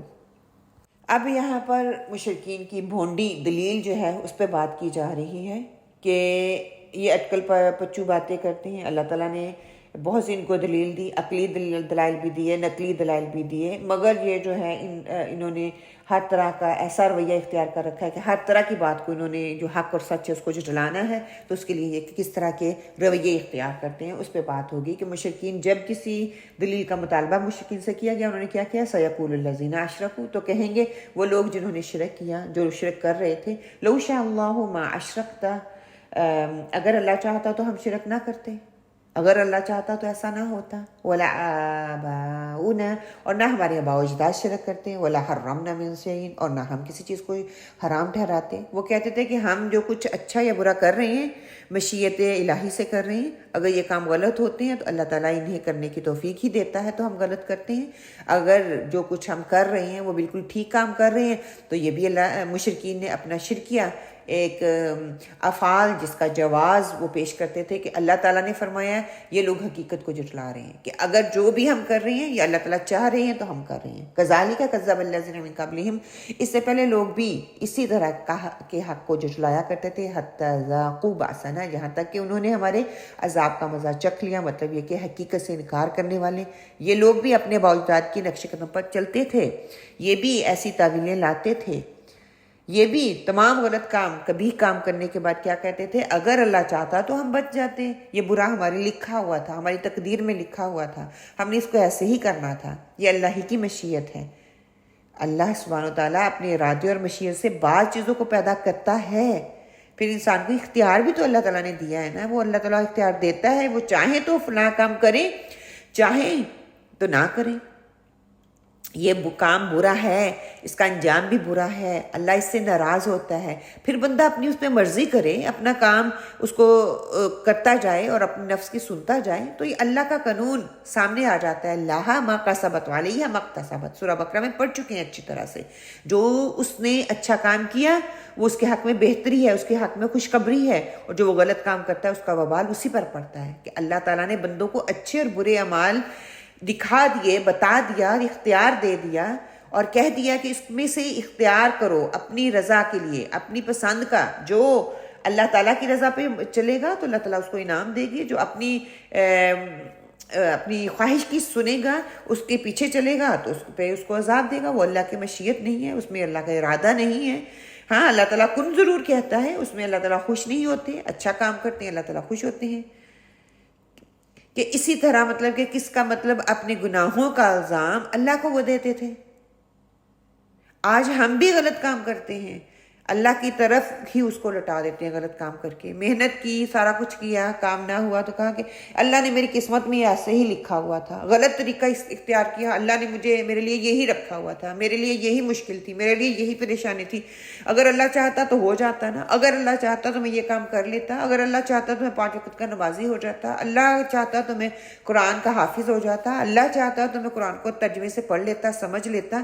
اللہ تعالیٰ نے اختیار دے دیا. اختیار کی جو پاور ہمیں اللہ تعالیٰ نے دی ہے وہ ایسے نہیں دی.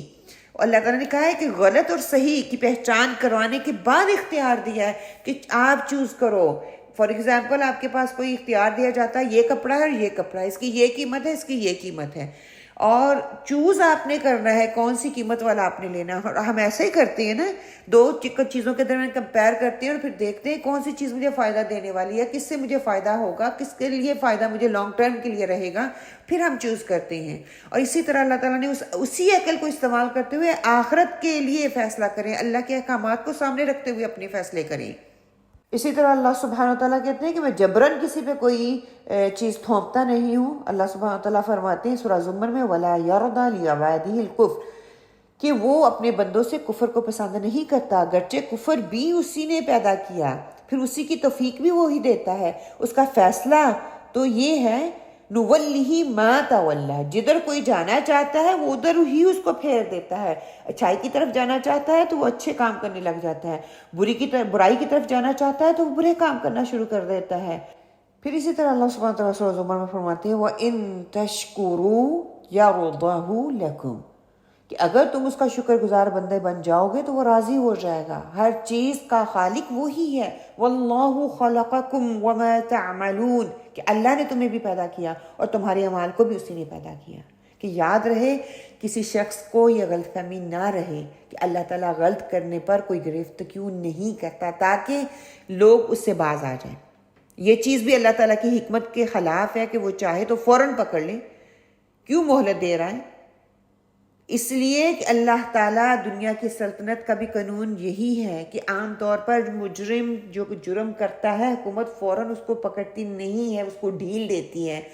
اور جو ملزم ہوتا ہے اس کی کارکردگی پر وہ نگاہ رکھتی ہے، اس کو مہلت دیتے ہیں. اگر ملزم کو فوری طور پر گرفتار نہ کیا جائے تو اس کا یہ مطلب نہیں ہے کہ حکومت جو ہے اس کے کردار کے اوپر نظر اٹھا رہی ہے یا اس طرح کر رہی ہے، بلکہ حکومت اس کو اس کی بغاوت اور سرکشی کی وجہ سے پھر اس کو پکڑتی ہے. اسی طرح اللہ سبحانہ و تعالیٰ بھی مہلت دیتا ہے، فوراً سے نہیں پکڑتا، فوراً سے انسان کا محاسبہ نہیں کرتا. انسان کو اللہ سبحانہ و تعالیٰ چانس دیتا ہے، اس کو ڈھیل دیتا ہے کہ باز آ جاؤ. ایک کے بعد دو کے بعد کئی سالوں تک انسان یہ اس طرح کے کام کرتا رہتا ہے. اللہ تعالیٰ پھر بھی ڈھیل دیتا ہے کہ باز آ جاؤ. اگر اللہ تعالیٰ گرفت کرنا چاہتا تو دنیا میں چلنے پھرنے والی چیز نظر ہی نہ آتی. انسانوں کی طرح جانور اور چرند پرند بھی غلطی کرتے ہیں. اگر اللہ تعالیٰ سب کو پکڑ لیتا، ان کو سزا دیتا، سارے ہلاک ہو جاتے. سورہ نوح میں آتا ہے نا وَيُؤَخِّرُكُمْ إِلَىٰ عَجَلٍ مُّسَمًّى، مقررہ وقت تک وہ مہلت دے گا، وہ دیتا ہے، مگر اس کا مطلب یہ نہیں کہ گناہ گار آدمی اللہ کے ہاں پسندیدہ ہے. وہ اپنی حکمت کے مطابق جب چاہے جس وقت چاہے اس کو پکڑ لے، جب چاہے اس کو سزا دے. مشرکین کی اس دلیل میں کوئی وزن نہیں ہے کہ شرک کے کام اگر غلط ہوتے تو اللہ تعالیٰ ضرور ان کو پکڑ لیتا یا ان کو توفیق ہی نہ دیتا. مشرکین کے مطابق اگر انجام پانے والا ہر فعل درست ہے تو جب کوئی آدمی اس کا استعمال کر لیتا ہے پھر وہ اس کو تلاش کیوں کرتا پھرتا ہے؟ دیکھیے جب کوئی انسان زہر کھا لیتا ہے تو پھر وہ کھاتا ہے تو اس کا زہر استعمال کرنے کے بعد کہتا ہے کہ اللہ کی رضا ہے، پھر اس کا نتیجہ اس کو بھگتنا پڑتا ہے. ہلاکت سے بچنے کی کوشش نہیں وہ کرتا. اسی طرح جب کوئی بیمار ہوتا ہے وہ بیماری کو اللہ کی رضا سمجھ کر اس پر صبر کر لیتا ہے اور کہے کہ میں نے ڈاکٹر سے دوائی نہیں لینی. ڈاکٹر سے دوائی تو لینی ہے، مینز کا استعمال تو کرنا ہے. بہرحال اللہ تعالیٰ کی مشیت اور رضا دو مختلف چیزیں ہیں. انسان ہر کام بے شک اللہ تعالیٰ کی رضا اور توفیق سے ہی کرتا ہے، مگر انسان کا فرض ہے کہ وہ دیکھے کہ جو کام وہ کر رہا ہے وہ اللہ کی رضا اس میں شامل ہے کہ نہیں، اللہ کی ناراضگی ہے تو اس کو روک دے، اور اگر اللہ کی رضا ہے تو اس کو وہ کر لے. آگے ارشاد فرمایا قل، اے پیغمبر صلی اللہ علیہ وسلم آپ کہہ دیجئے حل عندکم من علم، کیا تمہارے پاس کوئی علم ہے؟ یعنی کہ شرک پر اصرار کرنے کا تمہارے پاس کوئی عقلی دلیل ہے، کوئی نقلی دلیل ہے؟ اگر ہے فَتُخْرِجُوهُ لَنَا، تو ہم اسے ہمارے سامنے نکال کے لاؤ، دکھاؤ ہمیں، ہم بھی دیکھیں کس بنا پر تم شرک کا ارتکاب کر رہے ہو. تم نے یہ خود ہی بحیرہ، صائبہ، وسیلہ، حام بنا رکھے اور انہیں بعض پر حرام اور بعض پر حلال کر دیا خود ہی. اس کے ثبوت تو ہمیں لا کے دکھاؤ. کس صحیفے میں لکھے ہوئے ہیں، کون سی کتاب میں لکھے ہوئے ہیں، کس عقل مند نے، کس دانشور نے یا کسی فلاسفر نے یا کسی ایسے انسان نے تمہیں یہ بتایا ہے کہ یہ تم کام کر سکتے ہو؟ لاؤ کوئی اس کی دلیل تو لا کے دکھاؤ. تمہارے پاس قرآن پاک میں جگہ جگہ مطالبہ کیا گیا ہے. ہاتھو برہانکم، لاؤ اپنی دلیل جو تمہارے دعوے کی تصدیق کرے، جو تمہارے دعوے کو سچا ثابت کرے. اور اگر تم پیش نہیں کر سکتے تو اس کا مطلب ہے ان تتبعون الا الظن، کہ تم صرف گمان کی اتباع کر رہے ہو. جو وہم و خیال میں آ جاتی ہے چیز اس کے پیچھے بھاگنا شروع کر دیتے ہو، جو دل کرتا ہے وہ کرنا شروع کر دیتے ہو. وَإِنْ أَنْتُمْ إِلَّا تَخْرُصُونَ، اور تم محض اٹکل دوڑا رہے ہو، کہ مطلب کہ تم صرف جھوٹی باتیں کر رہے ہو کہ فلاں شخص نے یہ منت مانی تھی، اس نے فلاں، اس کی مراد پوری ہو گئی، یا فلاں نے فلاں کام نہیں کیا تھا تو اس کو یہ نقصان ہوا. یہ سب اٹکل پچو باتیں ہیں جس کے پیچھے کوئی ٹھوس دلیل نہیں ہے. یہ محض تمہارا ظن ہے، تمہارا گمان ہے، جس کے متعلق فرمایا ان الظن لا یغنی من الحق شیئا. سورہ نجم میں آتا ہے کہ حق کے مقابلے میں ایسے ظن اور گمان کی کیا حیثیت ہے اور یہ کیا فائدہ دے سکتا ہے. دیکھیں ہر دور کے مجرموں کا یہی طریقہ رہا ہے کہ اپنے کیے کا الزام کسی کے اوپر ڈال دینا، کسی دوسرے پہ ڈال دینا، دلیل ماننے کی بجائے بات ٹک میں ٹال مٹول کر دینا، عام حالات میں چھوٹے موٹے کام کرتے ہیں، اس میں ذمہ داریاں قبول کر لیتے ہیں یا ذمہ داریاں قبول کرتے ہی نہیں ہیں، دوسروں پر ڈالنے کی کوشش کرتے ہیں، اوروں پر ڈالنے کی کوشش کرتے ہیں، بلیم گیم ہم کھیلتے ہیں۔ مثال کے طور پر لوگوں کے درمیان لڑائی ہو تو دونوں ایک دوسرے کو بلیم گیم کرتے رہتے ہیں، تو نے یہ کہا، تو نے یہ کہا، میں نے کبھی نہیں کہا کہ میں نے یہ کہا۔ اپنی غلطی مانے تو اتنی بات طول ہی نہ پکڑے۔ کوئی اپنی بات یا اپنی غلطی کو ماننے کے لیے تیار ہی نہیں ہوتا، جس کی وجہ سے بات طول پکڑتی جاتی ہے۔ مثال کے طور پر کھانا پکاتے وقت کبھی بچوں کو بلیم کرتے ہیں اس لیے کھانا اچھا نہیں بنا، کبھی میاں کو بلیم کر دیتے ہیں اس لیے کھانا اچھا نہیں بنا، کبھی یہ کہہ دیتے ہیں کہ میں اتنا مصروف ہوں، آپ کی ضروریات آپ لوگوں کے کام اتنے کرتی ہوں، تھکی ہوئی تھی تو اس وجہ سے کھانا اچھا نہیں بنا، کبھی کہہ دیتے ہیں کہ فیملی کی وجہ سے سٹریس ہے اس وجہ سے کھانا اچھا نہیں بنا، مطلب کہ دوسروں کو بلیم کرتے رہتے ہیں، کبھی اپنے اوپر دیکھا ہی نہیں ہے، کبھی اپنے آپ کو پلٹ کر دیکھا ہی نہیں ہے۔ فار ایگزامپل آپ کی اپوائنمنٹ ہے، گھر سے نکل رہی ہیں، لیٹ نکلے ہیں، 10-15 منٹ پہلے نکلیں، اینڈ ٹائم پہ نکل رہے ہیں، تو پھر کیا ہوتا ہے؟ اور یہ ہمیشہ دیکھیں، لیٹ نکلیں گے ٹائم فاسٹ جائے گا اور آپ کو ہر جگہ ٹریفک لائٹس جو ہے وہ ملیں گی، تو ہم کیا کرتے ہیں پھر وہاں پہ بلیم گیم شروع کر دیتے ہیں۔ گھر سے نکلیں گے، گھر سے ٹائم سے نہیں نکلیں گے تو کیا کہیں گے کہ ٹریفک لائٹس جو تھی وہ دیکھو مجھے ساری ٹریفک لائٹ ریڈ ہی ملی ہیں، راستے میں بہت رش تھا۔ پھر کبھی گھر والوں نے نکلنے نہیں دیا، کبھی بچوں کو آپ کی وجہ سے میں لیٹ ہو گئی کیونکہ آپ ٹائم پہ نیچے نہیں آئے تھے جس کی وجہ سے میں لیٹ ہو گئی۔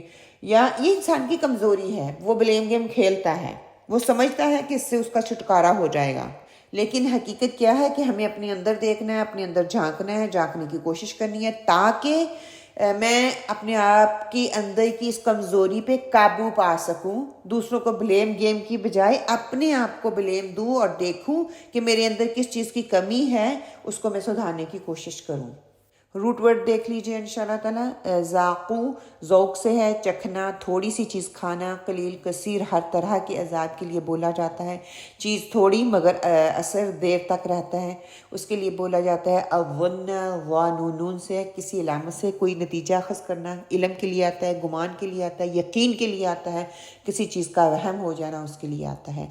تخرصون خورا سواد سے ہے کہ پھلوں کا اندازہ کرنا، کاذب کے لیے بھی آتا ہے، اٹکلیں دوڑانا اس کے لیے بھی آتا ہے، مطلب کہ جھوٹی باتیں کرنا، اٹکل پچو جس کو ہم بولتے ہیں، خود سے باتیں کرنا، وہم و قیاس کرنا، کسی پھل کا تخمینہ لگا لینا اس کے لیے بھی آتا ہے۔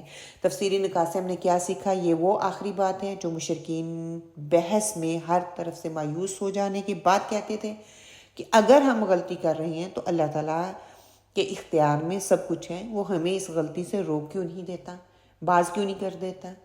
وہ چاہ رہا ہے تو اس لیے ہم کر رہے ہیں۔ جب اللہ نے ہمیں نہیں روکا تو اس کے معنی یہی ہے کہ ہم جو کچھ کر رہے ہیں اللہ کی مرضی ہے اور اس کے حکم کے مطابق ہی کر رہے ہیں۔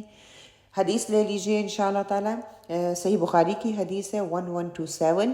حضرت حسین بن علی رضی اللہ تعالیٰ عنہما سے نے خبر دی کہ علی بن ابی طالب رضی اللہ نے انہیں خبر دی کہ رسول صلی اللہ علیہ وسلم ایک رات ان کے اور فاطمہ رضی اللہ تعالیٰ کے پاس آئے۔ آپ صلی اللہ علیہ وسلم نے فرمایا کہ کیا تم لوگ تہجد کی نماز نہیں پڑھو گے؟ میں نے عرض کی کہ یا رسول اللہ، ہماری روحیں اللہ کے قبضے میں ہیں، جب وہ چاہے گا ہمیں اٹھا دے گا۔ ہماری اس عرض پر آپ صلی اللہ علیہ وآلہ وسلم واپس تشریف لے گئے۔ آپ صلی اللہ علیہ وسلم نے کوئی جواب نہیں دیا، لیکن واپس جاتے ہوئے میں نے سنا کہ آپ صلی اللہ علیہ وسلم ران پر ہاتھ مار کر سورۃ کہف کی آیت پڑھ رہے تھے۔ آدمی سب سے زیادہ جھگڑالو ہے، وَكَانَ الْإِنسَانَ أَكْثَرَ شَيْءٍ جَدَلًا۔ انسانی جبلت کیا ہے؟ اپنا قصور نہ ماننا، اندھی تقلید کرنا، حقیقی علم سے دور رہنا، دوسروں کو مور الزام ٹھہرانا، کہ مطلب دوسروں کی بلیم گیم ہی ہے نا، اپنا قصور نہیں ماننا، دوسروں میں قصور دیکھنا، اندھی تقلید کرنا، آنکھیں بند کر کے مانتے جا رہے ہیں، حقیقی علم سے ہم اتنا دور ہیں، جاننا ہی نہیں چاہتے، دوسروں کو ہی الزام ٹھہراتے رہتے ہیں، دوسروں پہ ہی الزام دھرتے رہتے ہیں۔ ہم نے سیکھا کیا ہے کہ اللہ نے انسان کو عقل دی، اچھائی برائی کی تمیز اس کے اندر رکھ دی، فطرت حنیف پر اس کو پیدا کیا۔ ہمیں اپنی فطرت میں موجود صلاحیتوں کو استعمال کرتے ہوئے اپنے رب کے احکامات پر غور و فکر کر کے عمل کرنا ہے، بس یہ ہماری ہونا چاہیے مشن۔ اللہ سبحانہ و تعالیٰ کا ہم سے مدد کا وعدہ ہے، زبردستی کی ہدایت نہیں ہے. جو کسی راستے پر چلے گا اسی پر مدد مل جائے گی. اچھائی کے راستے پر تو اچھائی میں، برائی کے راستے پر تو برائی میں. اندھا دھند آباؤ اجداد کی پیروی اور گمان پر نہیں چلنا، بلکہ قرآن و سنت سے ہر راستے میں رہنمائی حاصل کرنی ہے انشاءاللہ. اگلی آیت کیا ہے کہ اللہ چاہتا تو سب کو ہدایت دے دیتا، لیکن جنت میں جانے سے پہلے امتحان تو ہوگا. یہ ہو ہی نہیں سکتا کہ امتحان نہ ہو. بامحاورہ ترجمہ، قل فللہ الحجۃ البالغہ فلو شاء لہداکم اجمعین. آپ کہیے کہ بس پوری حجت اللہ ہی کی رہی، پھر اگر وہ چاہتا تو تم سب کو راہ راست پر لے آتا. پھر اب کہا جا رہا ہے، ارشاد ہوا کہ کل کہہ دیجئے نبی صلی اللہ علیہ وسلم، فللہ الحجۃ، دلیل محکم، پختہ دلیل، حجت اس کو کہتے ہیں. البالغہ کیا ہوتی ہے؟ پہنچی ہوئی، انتہا کو پہنچنے والی، حقیقت کو پہنچنے والی.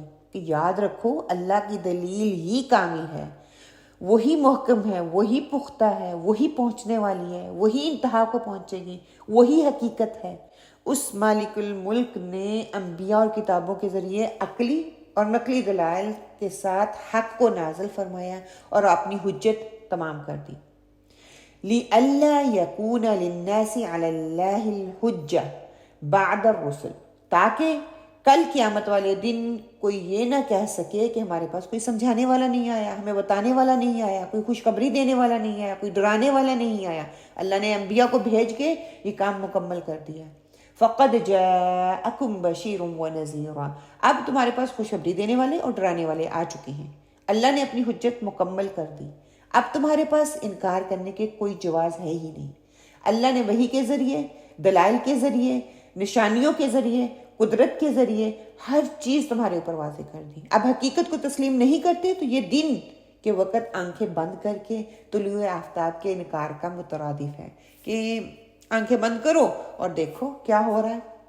وَلَوْ شَاءَ لَهَدَاكُمْ أَجْمَعِينَ، اگر اللہ تعالیٰ چاہتا تو سب کو ہدایت دے دیتا، مگر اس کی حکمت اور مصلحت کے خلاف ہے یہ چیز. وہ جبراً کسی کو راہ راست پر نہیں لاتا، راہ راست پر چلانا نہیں چاہتا. لا اکراہ فی الدین، دین میں کوئی کراہت نہیں ہے، کوئی زبردستی نہیں ہے، کوئی زور نہیں ہے. وہ چاہتا تو کفر کو بالکل ہی نابود کر دیتا، ختم کر دیتا، ایمان کے سوا کوئی چیز باقی نہ رہتی، مگر اس کی حکمت کا تقاضا یہ نہیں ہے.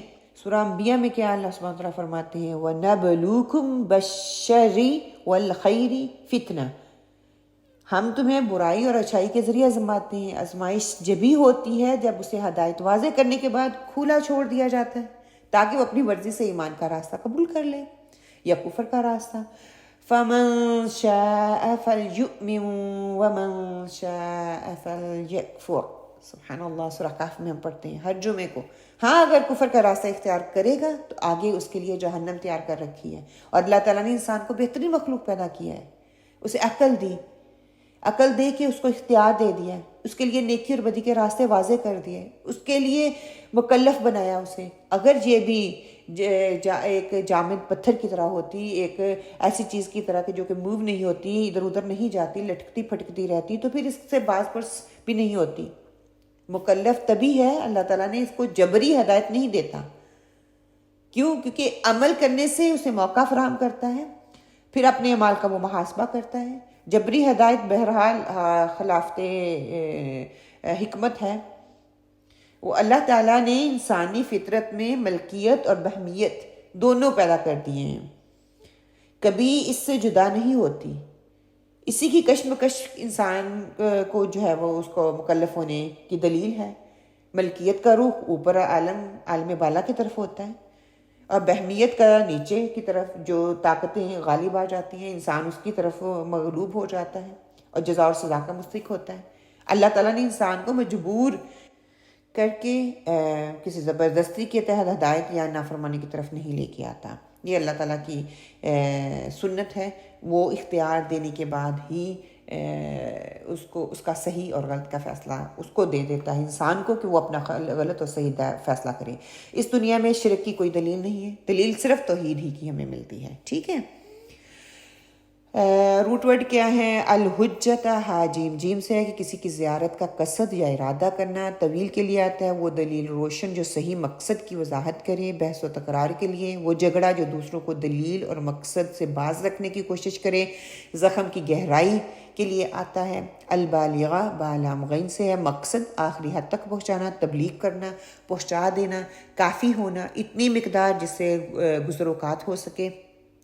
اجمعین متفرق، جیم میم عین سے ہے کہ متفرق چیزوں کو ایک دوسرے کے قریب لا کر ملانا. قیامت کا دن، جمع ہونے کا دن، مختلف قبائل کے لوگ جو ایک جگہ جمع ہوں، کسی معاملے پر امت مسلمہ کا متفق ہو جانا. حمل کے ٹھہرنے کے لیے بھی یہی لفظ استعمال ہوتا ہے. تفسیری نکات میں کیا آتا ہے کہ اللہ تعالیٰ نے پیغمبروں کو بھیج کر اپنی حجت پوری کر دی اور ان کے بیان کیے ہوئے دلائل دلوں میں اترنے والے ہیں. مجرم جو ہیں مشیت الہی کو معذرت کے طور پر پیش کرتے اور اسے بہانہ بنا کر صحیح رہنمائی کو قبول کرنے سے انکار کرتے ہیں. اللہ کسی کے ارادہ اور اختیار میں مداخلت نہیں کرتا، بلکہ اس نے انسان کو آزادی دے رکھی ہے. وہ صرف دلیل اور حجت کے ذریعے ہی رہنمائی فرماتا ہے. انسان شکر اور کفر، ہدایت اور دلالت، اطاعت اور معصیت میں سے جو راہ بھی اپنے لیے منتخب کرے گا، اللہ تعالیٰ اسی راہ کے دروازے اس کے لیے کھول دے گا. پھر غلط یا صحیح جو کام بھی انسان کرنا چاہے وہ اس کو توفیق اس کو جو ہے وہ بخش دیتا ہے. اتمام حجت کیا ہے کہ رسولوں کی آمد ہوئی، واضح شریعت نے انسان کو دے دی اور اس کے مطابق اپنی زندگی گزارو. ہم نے سیکھا کیا ہے کہ انسان اپنے غلط انتخاب اور ارادے کا ذمہ دار خود ہے. انسان جس گمراہی کو اپنے لیے پسند کرتا ہے، اللہ بھی اسی میں اس کو ڈال دیتا ہے، اس کو پڑا رہنے دیتا ہے. اللہ تعالیٰ چاہتا تو سب کو زبردستی ہدایت پر لے آتا ہے، لیکن اس نے انسان کو ارادے کی آزادی کا استعمال کرنے کا اختیار دے دیا. قیامت کے روز صرف جزا اور سزا کا فیصلہ کیا جائے گا. اس وقت مہلت عمل ختم ہو چکی ہوگی.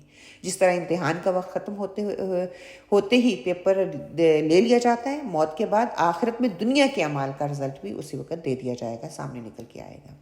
آیت نمبر 105، لوگوں کی خواہشات پر نہیں چلنا، حق کا ساتھ جو ہے وہ دینے والا بننا ہے. با محاورہ ترجمہ، قل هلم شهداءكم الذين يشهدون ان الله حرم هذا فإن شهدوا فلا تشهد معهم ولا تتبع أهواء الذين كذبوا بآياتنا والذين لا يؤمنون بالآخرة وهم بربهم يعدلون. آپ کہیے کہ اپنے گواہوں کو لاؤ جو اس بات پر شہادت دے کہ اللہ نے ان چیز کو حرام کر دیا، پھر اگر وہ گواہی دے دیں تو آپ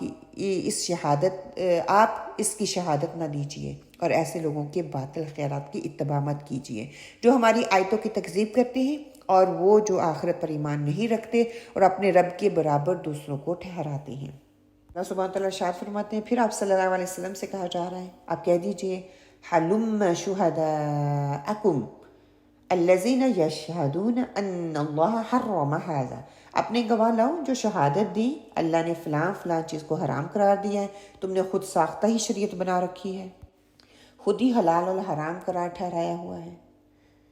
اللہ تعالیٰ نے کھلم کھلا چیلنج ان کو دے دیا. اس معاملے میں کوئی سچی گواہی پیش نہیں کی جا سکتی، البتہ جھوٹی گواہیاں دینے والے شاید کوئی مل جائیں تو وہی لا کے دکھا دو. کوئی تو لا کے دکھاؤ. غیر اللہ کی نیاز جائز ہے کہ نہیں؟ اللہ نے اس کی اجازت دی ہی نہیں ہے کسی کو. اللہ تعالیٰ نے پیغمبر علیہ السلام کو خطاب کرتے ہوئے فرمایا فَإِن شَهِدُوا، اگر یہ لوگ کوئی جھوٹی گواہی بھی لے آئیں، فَلَا تَشْهَدْ مَعَهُمْ، تو آپ ان کے ساتھ گواہی نہ دینا، آپ ان کی کچھ پرواہ نہ کرنا.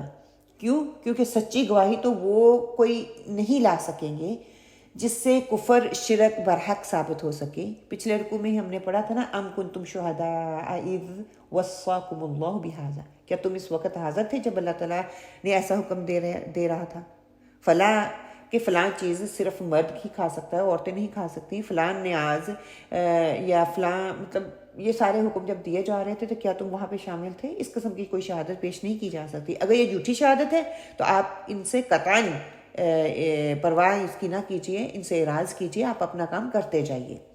پھر خواہشات کی اتباع کی بات آگے بتائی جا رہی ہے. اے نبی صلی اللہ علیہ وسلم، مزید آپ سب کو ہدایت کی جا رہی ہے، وَلَا تَتَّبِعْ أَهْوَاءَ الَّذِينَ كَذَّبُوا بِآيَاتِنَا، آپ ان لوگوں کی خواہشات کی اتباع نہ کریں جنہوں نے ہماری آیات کو جھٹلایا.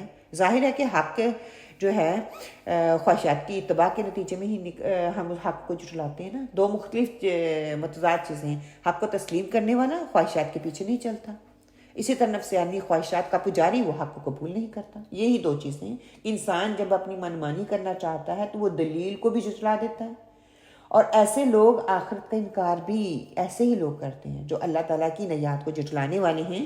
انہوں نے حق کا انکار کر دیا، اور ظاہر ہے کہ اب وہ اپنی خواہشات کے پیچھے ہی چلیں گے. انہوں نے اپنی خواہشات کو اپنا معبود بنایا ہوا ہے، جبکہ حق کو تلاش کے لیے اللہ کے فرمان اور آپ صلی اللہ علیہ وسلم کی تعلیم کو وہ پیش نظر ہی نہیں رکھتے، پوچھتے ہی نہیں ہیں، اپنی مرضیاں کر رہے ہیں. پھر فرمایا اللہ سبحانہ تعالیٰ فرماتے ہیں وَلَا تَتَّبِعُوا خُطُوَاتِ الشَّيْطَانِ کہ شیطان کے نقش قدم پر مت چلو، وہ تمہیں گمراہی کی طرف لے جاتا ہے. شیطان کے پیچھے چلنا، خواہشات کی نفسانی کی اتباع کرنا، یہ ایک ایسی چیز ہے، اس کے لیے فرمایا کہ آپ لوگوں کی خواہشات کی پیروی نہ کریں. انسان جو ہے انسان کو غلط راستے پہ لے جاتی ہے. جنہوں نے ہماری آیات کو جھٹلایا یہ ان کا رویہ ہے. اور دوسری بات یہ فرما دی کہ آپ ان لوگوں کے پیچھے نہ چلیں وَالَّذِينَ لَا يُؤْمِنُونَ بِالْآخِرَةِ جو آخرت پر ایمان نہیں رکھتے. ظاہر ہے جن لوگوں کا آخرت پر یقین نہیں ہے، جن کو محاسبے کی فکر نہیں ہے، تو وہ من مانیاں کریں گے، من مانی نفس کی خواہش کے پیچھے چلیں گے. وہ حق اور باطل میں امتیاز کیسے کر سکتے ہیں؟ حرام و حلال ان پہ کیسے واضح ہو سکتا ہے؟ فرمایا یہ ایمان سے محرومی کی دلیل ہے. آخرت کا خوف ان کے اندر نہیں ہے، ایمان سے وہ خالی انسان ہے، ہر اچھی بات سے وہ محروم رہنا چاہتا ہے. آخرت کا تصور ہی انسان کو برائی سے روکتا ہے اور وہ اچھائی کی طرف لے کے جاتا ہے. اگر یہ ان کے دلوں میں یہ خیال آ ہی نہیں رہا، وہ شتر بے مہار کی طرح جدھر چاہیں اسی کی طرف اپنا وہ رخ موڑ لیتے ہیں. کفر اور شرک وہ کرتے جا رہے ہیں، کھیل تماشے میں لگے ہوئے ہیں، بدعات میں لگے ہوئے ہیں، مختلف قسم کے رسم و رواج میں لگے ہوئے ہیں، اسے کسی چیز کی پرواہ نہیں ہے. اور تیسری چیز یہاں پہ یہ بتائی جا رہی ہے وَهُمْ بِرَبِّهِمْ يَعْدِلُونَ جو اپنے رب کے ساتھ دوسروں کو برابر کرتے ہیں. یعنی کہ برابر کرنے سے مراد یہاں پہ کہ غیر اللہ کو بھی اللہ کے برابر سمجھتے ہیں، اللہ کے ہم پلہ سمجھتے ہیں، شرک کے مرتکب ہوتے ہیں. بیسیکلی شرک سے بیزاری یہاں پہ ظاہر کی جا رہی ہے. آپ ایسے لوگوں کا یہ اتباع نہ کریں. یہ بات بار بار سمجھائی جا چکی ہے. اللہ تعالیٰ وحدہ لا شریک ہے، اس کا کوئی شریک نہیں ہے، اس کا کوئی ساجی نہیں ہے، نہ صفات میں نہ اللہ سبحانہ تعالیٰ کی ذات میں. تمام انبیاء، بزرگ، اولیاء، بت، شیاطین، جنات اس کی مخلوق ہیں. جو مخلوق ہیں وہ اپنے خالق کے برابر کیسے ہو سکتے ہیں؟ یہ تمہاری عقل کام نہیں کرتی. یہ لوگ انہیں کبھی عبادت میں شریک ٹھہرا لیتے ہیں، کبھی نظر و نیاز میں شریک ٹھہرا لیتے ہیں. ھذا للہ بزعمہم وھذا لشرکائنا سورہ نام میں ہم نے پڑھا پیچھے کہ یہ نیاز میں اللہ کا حصہ ہے اور ہمارے شرکا کا حصہ ہے. اللہ کے ساتھ برابر کرنے کا یہی معنی ہے کہ وہ نہایت بیوقوفی کی بات کر رہے ہیں کہ اللہ کے حقوق میں دوسروں کو شریک ٹھہرا رہے ہیں. آپ ایسے لوگوں کی بات بالکل نہ مانیں. آپ صلی اللہ علیہ وسلم کو یہ کھلی طور پہ بتا دیا گیا.